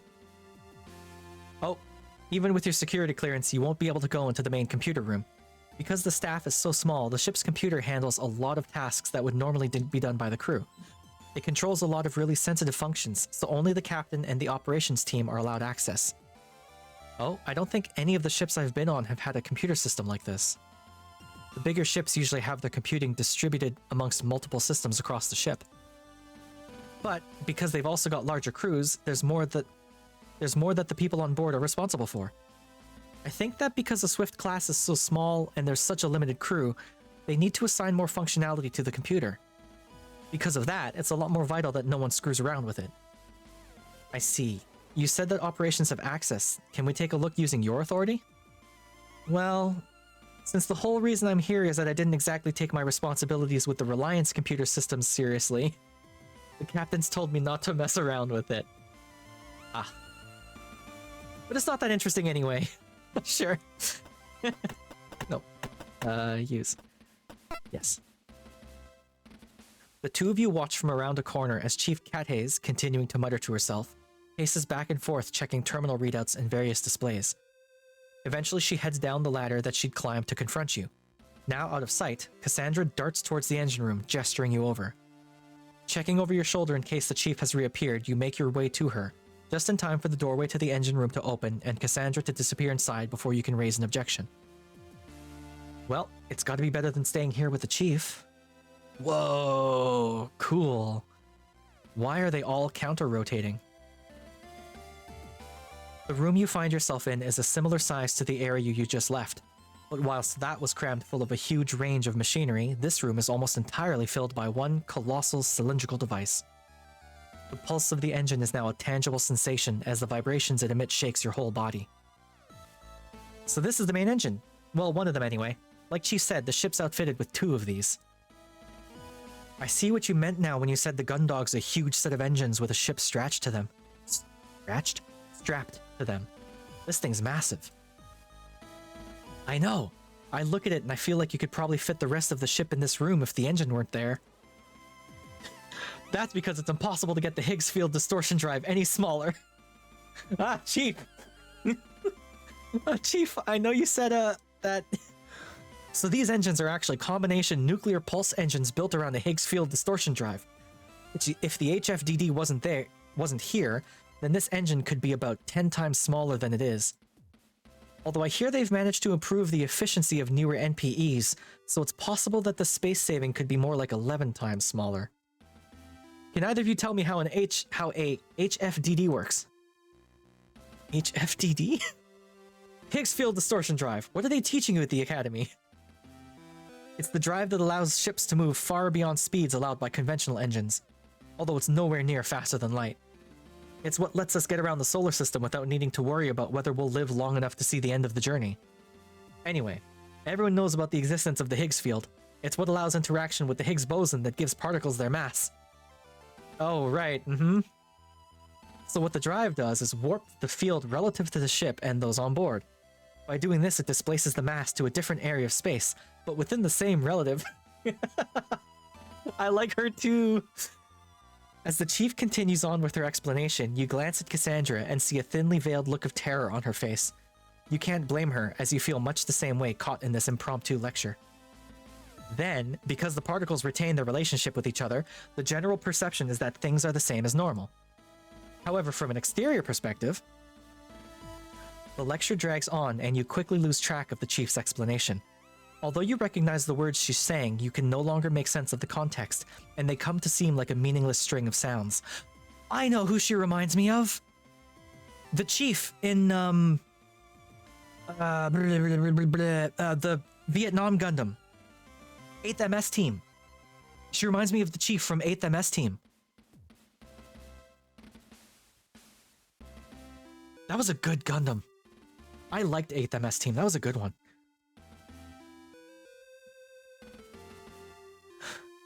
Does that make sense? Yeah, so the field is the... it's got the mass, which is pushed? No. How to put it? Okay, so imagine that space is a ketchup packet, and you're the sauce. Sauce? Right, the sauce. Now what the distortion drive does, it's like a thumb on the universe of the packet. It moves the sauce around by changing the shape of the packet to push the sauce. The packet is the universe, we're the sauce, and the drive is a thumb? Yes, exactly. Inaudible, you go on the Berber. What kind of Berber is up to you?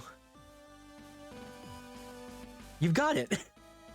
You quickly glance back to Cassandra and meet her eyes as she's doing the same thing. You know for certain that neither of you have got it. And that's why these engines have to be so big, to house that drive. Oh, it all makes sense now. I see, yes, definitely. Great. Well, now that you appreciate the science behind it, I won't have to throw you out of here. Thanks, Chief. Anytime. Just remember, Lieutenant. Yes, Chief? Screw with anything, and I'll throw you out the airlock instead. Yes, Chief. Sauce? That is so cute. I love this character. Oh wait, my mouse. Move my mouse out of the way. Take a screenshot. There we go.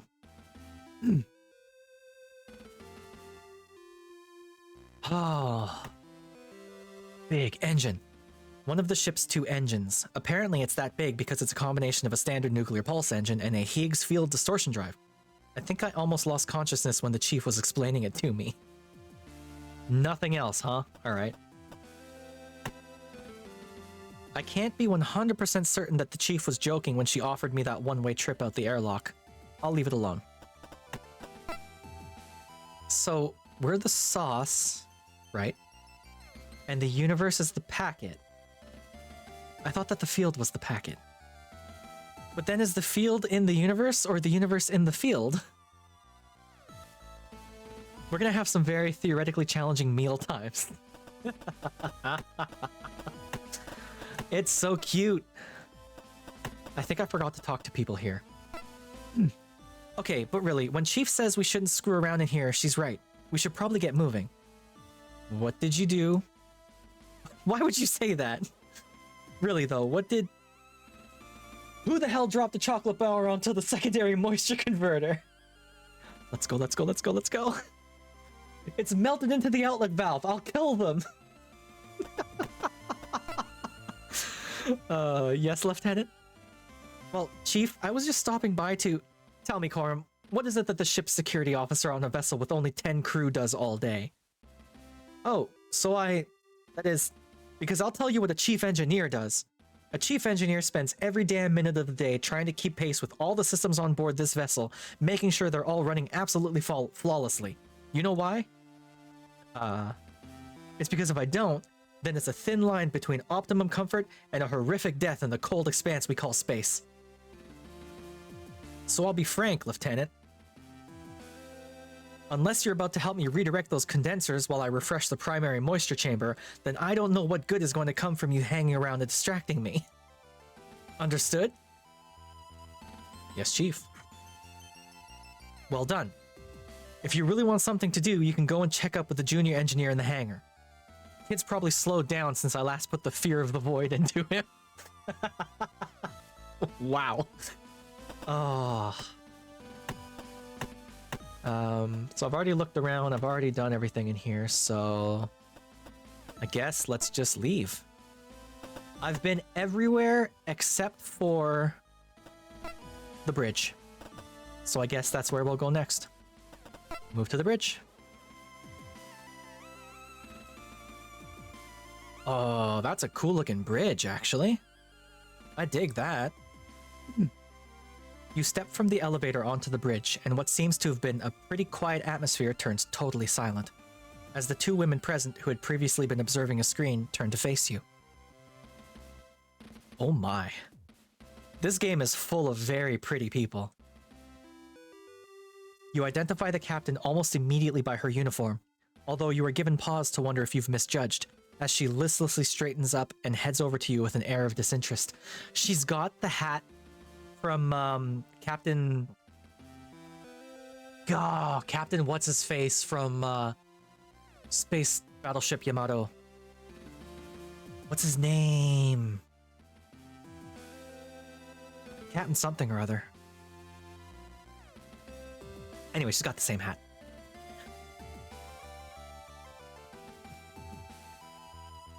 Oh, I like her too. The other woman shoots you a look, but remains seated at her station, quickly turning away when she realizes you've caught her looking your way. You presume from her position on the bridge she must be a member of operations like Cassandra. This must be the Vanessa she mentioned. Lieutenant Len Corum entering the bridge and reporting for formal assignment.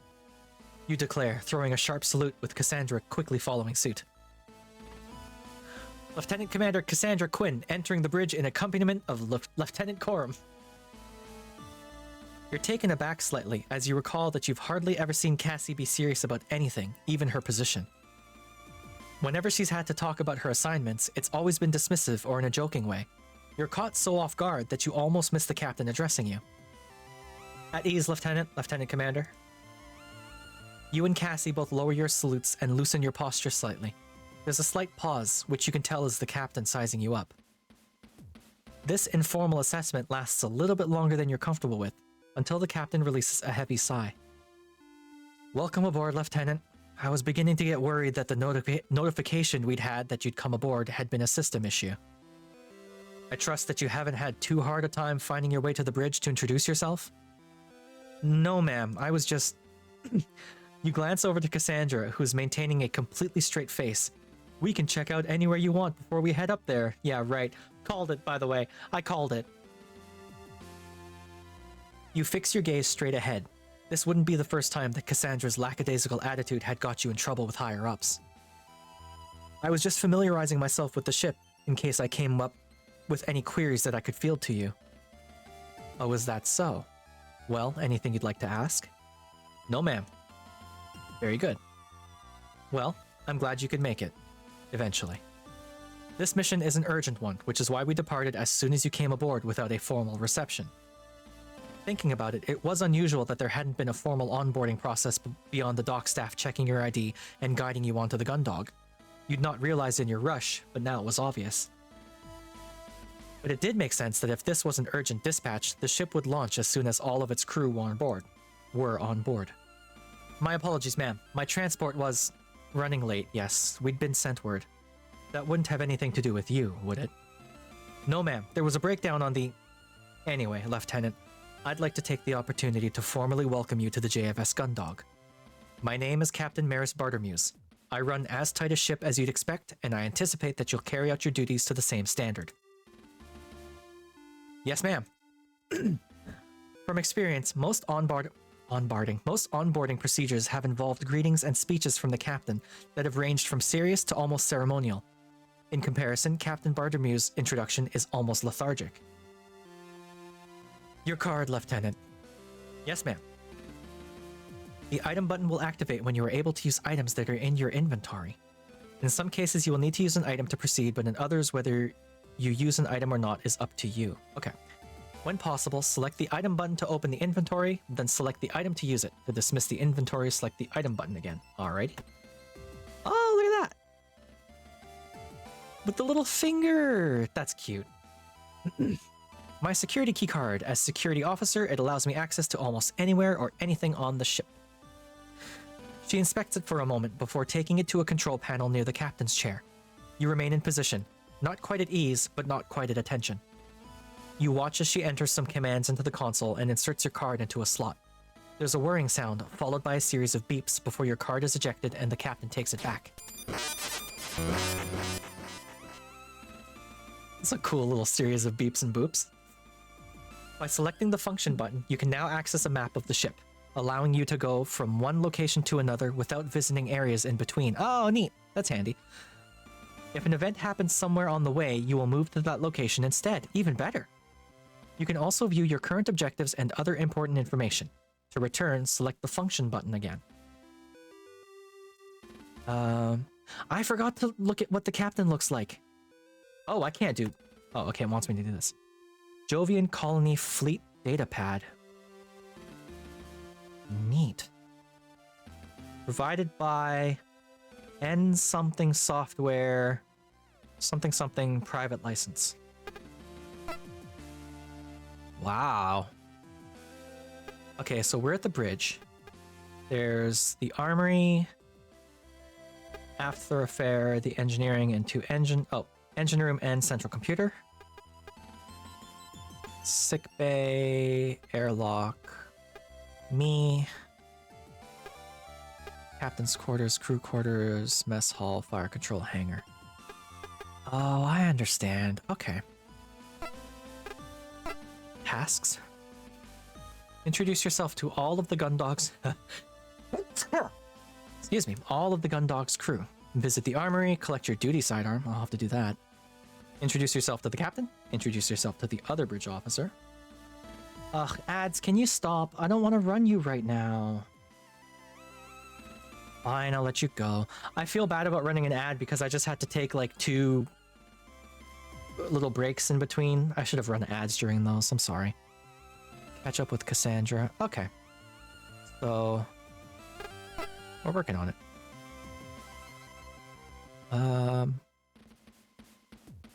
Cool. God, look at all this data. E-magazines. Electro weapons. Europa colony. Europa cluster. I'm gonna have to read all of this at some point. Gravity shell. For more information on a need-to-know basis, please contact your chief engineer. It's cute. Okay, cool. Oh, let's see what she looks like in Dojin mode. Oh. She looks a little more sultry in Dojin mode, right? She's kind of got the pouty lips and the hair. Well, she's still pretty pouty. She's just less... I don't even know how to describe it. She's just different a little bit. Still pretty, though. With this, Lieutenant Coram,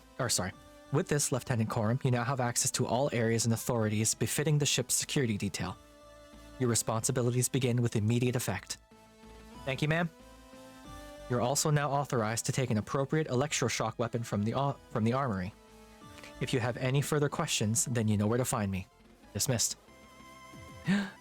Yes, ma'am. Got myself a thingamajig. That's the captain's chair.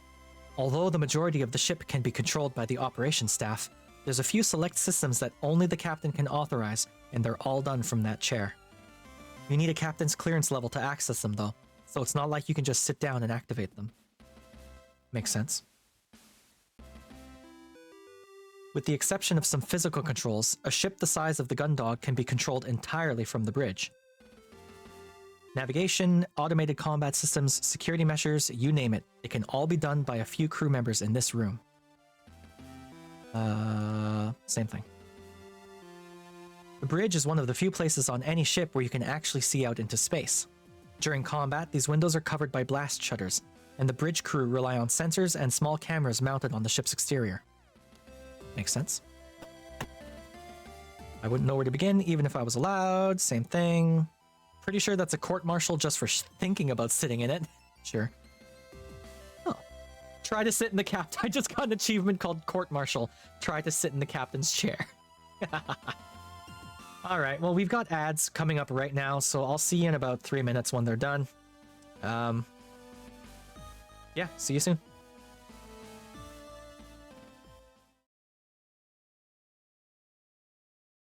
Ruh-roh, says Oliver as he hits the 4-legged gritty. There we go.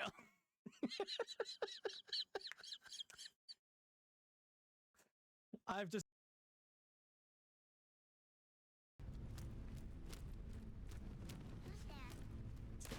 Oh, jeez. Oh, nope, wrong button. Get over here, bud. Come on.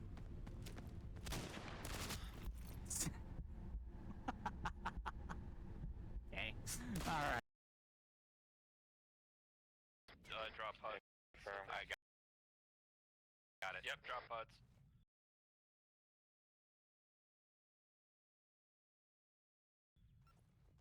Code 1. Mission to take it out.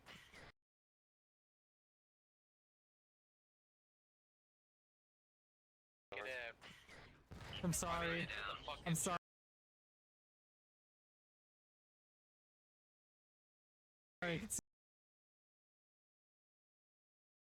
From mine.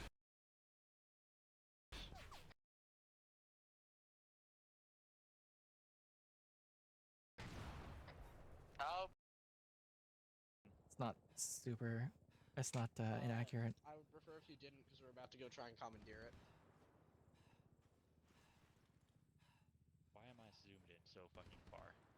Because there's people in front of you. Scroll wheel. What?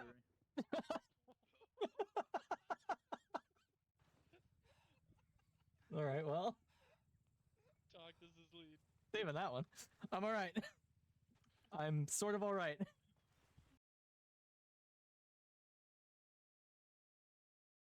But now I can eat more pita. Pita bread. Hey, pita. God, I felt bad saying that. I am not happy with myself. No, it's probably danger close to someone, so keep your head down. It's danger close to us. Set him. Sending it all six. Just do it. Sending it. 3 out. Everyone outside, keep your heads down. Keep your heads down. I'm in a duck.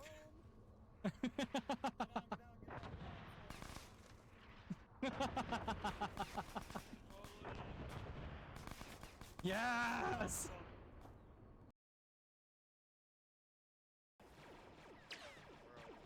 Just try your best, Unlucky. We believe in you. Serpentine.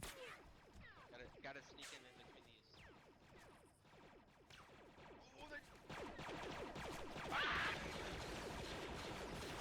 You good? Lee, this is Spectre 4. Yes, and be advised about a platoon worth of B1 droids on the hill up your Oh my bridge. god. I do. So, Spooky drew a card. What did we draw? The Four of Cups reversed. Don't know what it means, actually, because I don't know tarot cards. Spooky, you know. What does the Four of Cups mean? You're like a tarot expert, so I'm gonna rely on you for this one. This is your card. Love that it's a manta ray. BT dubs. Like that's done. Ads are done. Welcome back, everyone. It's nice to look out into space sometimes, but it's hard to relax with the bridge crew around, and just staring off into space doesn't give a good impression. Okay, so we've looked, we've used, we're talking. I want to know what Vanessa looks like in Dojin mode. Just a quick look. Oh, pretty much the same. Excuse me, Lieutenant. I'm currently on duty, so I would appreciate it if you did not disturb me. Lieutenant Lord, Lieutenant Corum is the ship's head of security. Since I'm here, you can take the time to introduce yourself formally. Oh, I want to know what this looks like. She looks disgusted. She looks like I'm a worm she has to deal with. I mean, same mood. Yeah, same thing. The balls harden.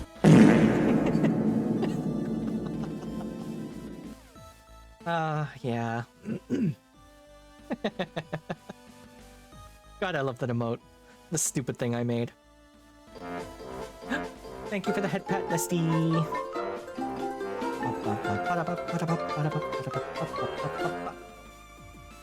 So tasty. Great, I've got this scene 5. So you're the security officer that Cassandra's been going on about. That's right, Lieutenant Len Corum, pleased to meet you. Well, I'm Vanessa Lord. I serve on the bridge as part of operations. Cassandra's told me a lot about you. Is that right? What kind of... I'm disappointed that you're nowhere near as attractive as she made you out to be.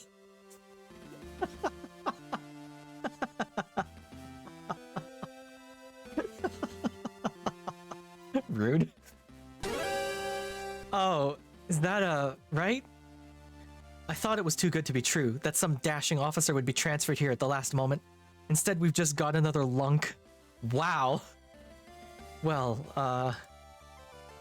how was it you even got transferred here on such short notice? I was looking over your records earlier, and you were mid-assignment on the Duke. Why would they transfer you instead of... Whoa, hey, look at the time. I think your break's over. Lieutenant Commander Quinn, I think Vanessa needs to get back to her station. Of course, I hope this is the start of a productive working relationship between the two of you. It won't be. Vanessa, I'll catch up with you later, okay?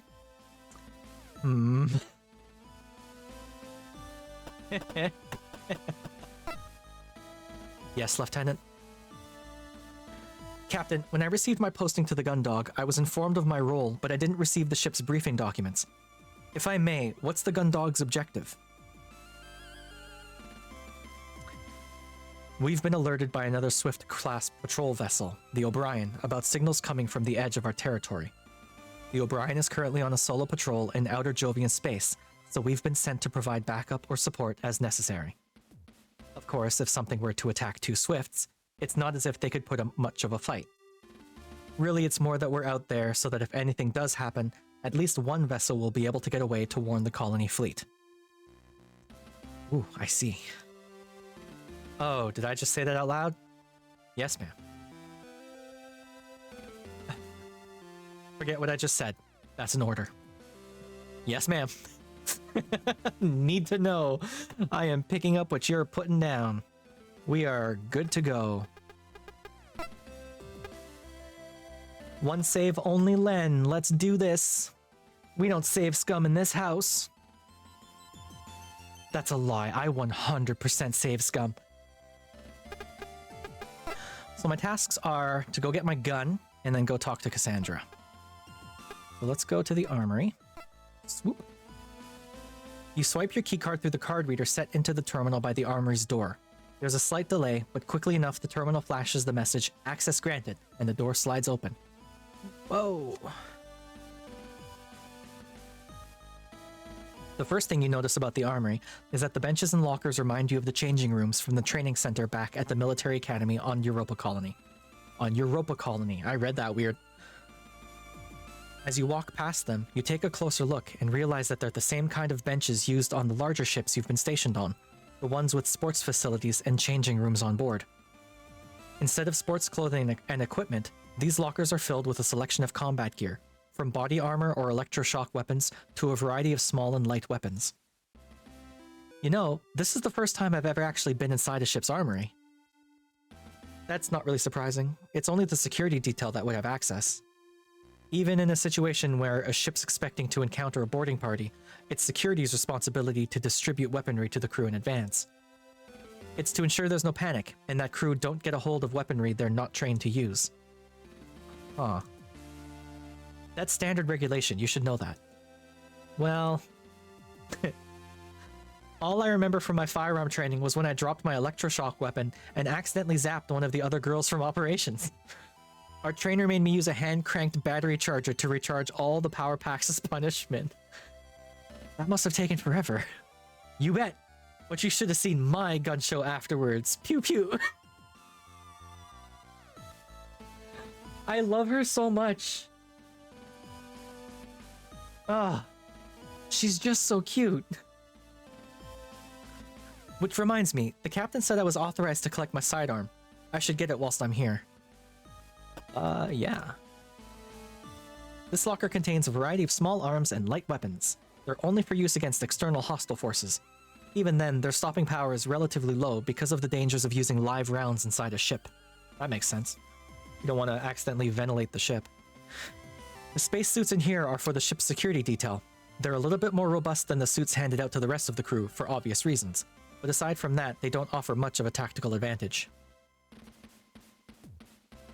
This locker contains electroshock weapons. They're non-lethal and intended to be used for crew control in case of a mutiny or violence that breaks out for some other reason. Okay. I guess. Ah, swoop. This is the weapons locker with electroshock weapons in. This is the weapons locker with the electroshock weapons in. Period. That's a weird sentence. I'm authorized to take one small weapon from here as part of my role as security officer. This one will do. That? It's kind of hot. Like, as far as guns go, that's kind of cool looking, honestly. Big, beefy revolver type look, and I'm into that. That's cool. You get an electroshock gun. What's that? It's just my standard issue duty weapon for my role as security officer. It fires a barbed projectile that contains a miniature battery. It's non-lethal, but more than enough to stop someone in their tracks. I see. She wants me to shoot her with it, doesn't she? Absolutely not. Aw, come on.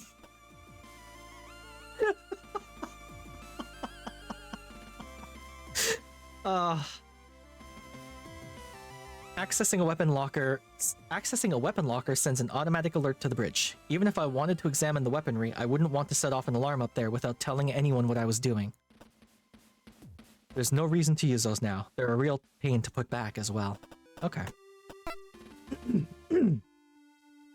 So, have you ever got to use any firearms? Why do you ask? Well, I know you're security, but you never tell me about anything exciting. I always imagine you facing down bad guys with some scary pistol the size of my forearm, saying cool lines like, "How many shots did I fire? I don't know myself, but the question is, do you feel lucky, bub?" You've been watching way too many old movies. Aww. Not even one? Most of my job has been dealing with crew members who get a bit tetchy after being cooped up on a ship for too long and start fights with each other. Even then, I just tend to break things up and talk them down. Most of the time, no one even ends up in the break. You've got to have done something more exciting than that. Well, I knew you were an exciting action hero. Tell me, tell me. So, this one time, a pilot found out that someone on the maintenance team had been trying to hit on his girlfriend. He got so mad that he got into his armored frame and used it to corner the guy in the hangar. No way. He was threatening to turn the guy into paste and had made a real mess of some cargo containers. Because the hangars are a low gravity zone, I was able to make a jump from the gangway to the armored frame and then overrode the cockpit access from the outside. The pilot was too focused on this engineer to notice me. Whoa, a frame jack? Did you use a cool line when the cockpit opened? Pick on someone your own size, or something. No way, I put 50,000 volts into the guy's shoulder the second I had a clear shot. Aw, come on, you're no fun. Hey, if that guy needed some instruction on how to absolutely flatten a dude, I got an anime he can watch.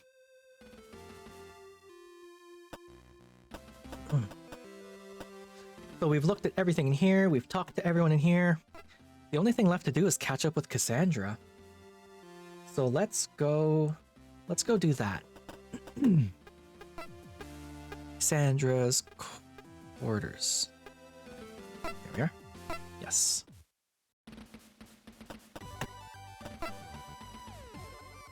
So how are you finding the gun dogs so far? Enjoying the tour? The ship's pretty much the same as every other one I've ever been stationed on. The tour's first class though. Maybe if working in naval operations doesn't work out, you could start your own business as a tour guide back on Europa Colony. You think so? Definitely. You seem to have all the insider knowledge already, and you've only been stationed here a few days. Imagine all the insider knowledge you could share about Europa Colony. Yeah, you're right. And over here, we have the statue of the workers who built this colony. Angavir, hi there. Welcome to the stream. How are you doing, Angie? Everyone, this is Angavir. They are currently trying to, Angavir, did I ever ask, what are your pronouns? I don't think I ever asked.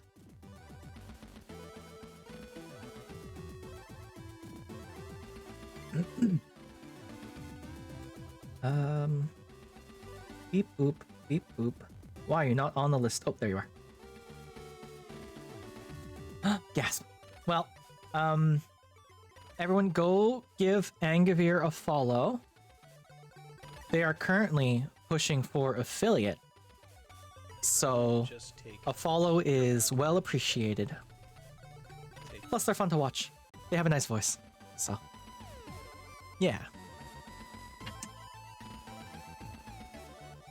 Let's see.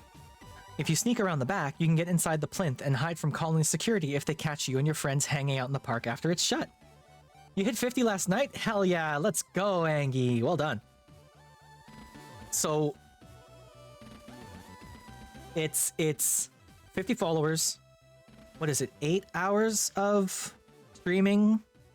And then, yeah, average of 3, right? Very cool. Good. Well, you'll get there. You'll get there for sure. I'm sure of it. If I can get affiliate, literally anyone can. Then again, you don't think that's the kind of thing people would want to know? Maybe a bit more about the workers first. Anyway. Didn't we just do this one? How are you finding Oh, okay. Let's see. So you've been on the ship a few days now. How are you finding it? Well, it's not too bad. Obviously, it's not like being stationed on the Reliant. It's a whole lot smaller, and there's way less people. But then there's also a lot less to do, so you get much more free time. Captain Bartermuse is pretty lax compared to Captain Singh. But then I get the impression that this whole crew is a bunch of burnouts. Except for us, except for us. I obviously didn't mean that about you. How do you feel about being transferred? So, about your transfer from the Reliant. I know. We don't need to have this conversation. I've already had it from Captain Singh in my dismissal and from one of the senior resource officers. You're wasting your potential. You would make an excellent captain if you took your duties seriously. Your academy scores were excellent. I wasn't gonna give you the speech, one of the only good things about not having parents is that I don't have to hear it from them, too. Oh, Cassie. Hey, Cassie. And it's the absolute worst hearing it from you, because I know that out of everyone, you're probably the only person that really cares. I wasn't going to give you the big speech about it. I figured you'd already had it from everyone else. I just wanted to make sure you were okay. Angie, look how cute she is. Have you played this one? Because I'm really enjoying it so far. All the characters are super cute. I figured you were feeling worse than you let on. It's gonna be okay, you know? A ship like this isn't the worst place to be for a while. And if things work out okay, you can always put in for a transfer back to a bigger ship. The JCF is still building up its navy, so there'll be loads of opportunities. And if that doesn't work out, there's still your career as a tour guide back on Europa. You haven't played it, holding back from gushing over her on first sight. Oh yeah, no. I've been taking screenshots. Like, she's super cute. I'm totally in love with her. And like, she looks cute even in Dojin mode.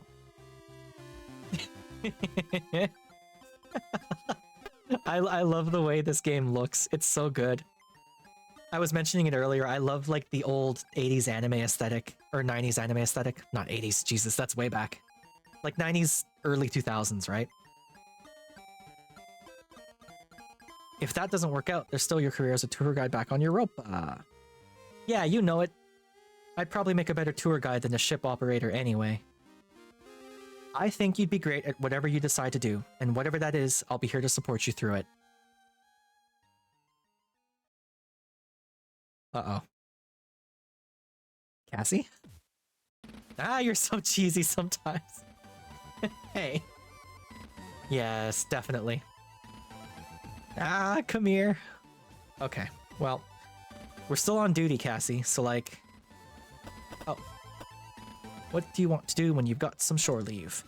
So now that we're on the same ship, our shore leave will line up. Do you have anywhere you want to go? Anything you want to do? I hadn't thought about it. I guess this means that we'll be able to go on a lot more dates now. Oh, I know.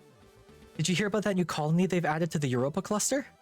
It's got an ultra-efficient water handling plant, and the planners have included a water park. We should go as soon as it opens.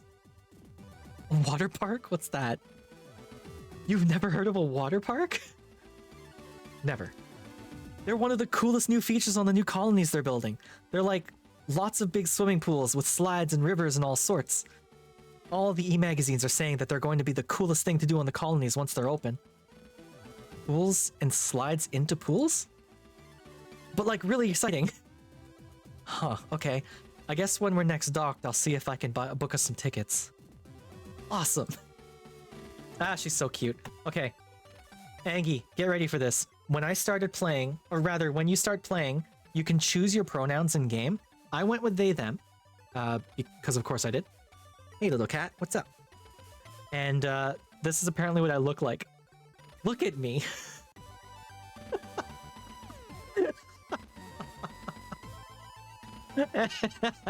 It's so good. I'm a suave-looking bastard. Seriously. The earrings and the eyeliner and the hair? My hair must weigh as much as I do.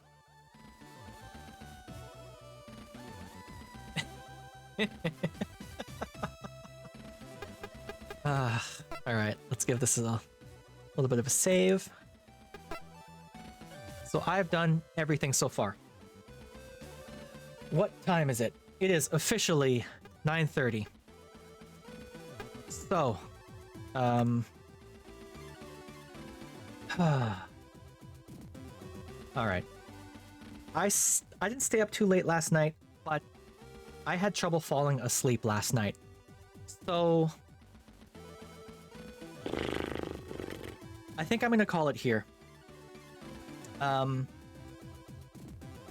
Yeah, I just had so much trouble falling asleep last night. I get acute insomnia every so often, about once a month. I just have trouble falling asleep.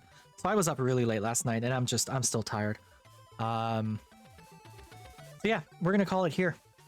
Let me start shutting stuff down. Get my schedule back up and running so you can see what we're doing tomorrow. And we will begin talking about stuff. Hopefully we've had some fun here. I've definitely had a lot of fun. Let's calm her down. As much as I like the game, the beeps and boops from the sort of 16-bit musical track is a little grating after a while, just a little bit. So I love that song, but it's the wrong vibe for right now.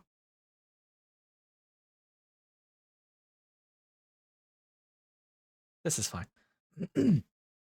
So, as always, everyone, thank you all so much for hanging out with me. It's always super, super appreciated. We are going to raid out to someone as soon as I find someone to raid out to. Angie, I think I was actually going to raid out to you. Are you still live?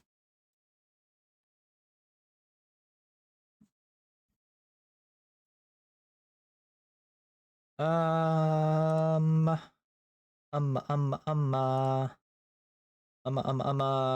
are not, it looks like. Okay, that's fine. We'll find someone. So yeah, this has been effectively the end. It's not the end of my debut week, because that's going until Sunday. But tomorrow we're getting a bit of a dip into my regular programming, my regular schedule.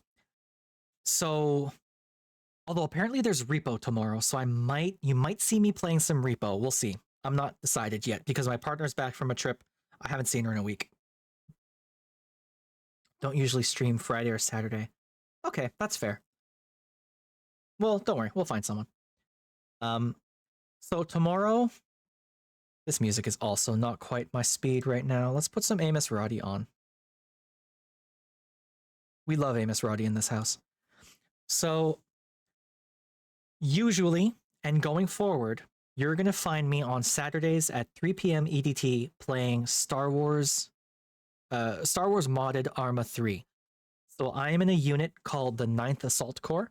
We're fairly new, and we play in a highly modded Arma 3 server that's all Clone Wars themed. So if any of that, if literally one small iota of that sounds interesting to you, check us out. We are always recruiting. We're always looking for new people. We're trying to fill out our infantry right now. We've got one solid fire team of infantry. We're trying to get another. We had two for a while, but like stuff. If you find an Arma unit without drama, you haven't found an Arma unit. But we're a really good group of people. I like us a lot. We have a lot of fun. And the people who do our stories and our missions do a great job. And don't worry if you have no idea how Arma works. We will teach you from absolute zero. We take care of our members. So that'll be me tomorrow, 3 p.m. definitely. Maybe some repo in the morning. We'll see. And then on Sunday is going to be the big finale to this debut, which so far has gone super, super well. I've been so pleased with how well my debut has been going. I'm so happy people are coming out. I'm so happy people seem to like my cute little robot self now. My cat girl was very adorable, and I was worried that people would think, oh, gross, robots. But my artist did a really good job with this model, so I'm happy. And this feels more like me. So yeah. Yeah, that's it.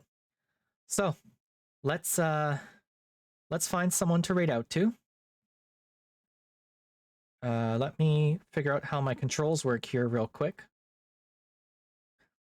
Let's find someone to raid out to, and then we'll get that going. So who's live? Let's see.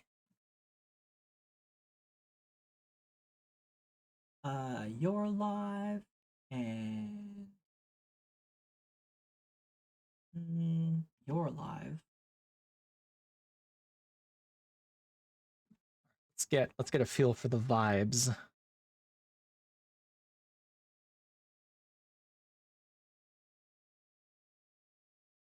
You know what? Let's go watch Mochi. Mochi is playing Wolfenstein.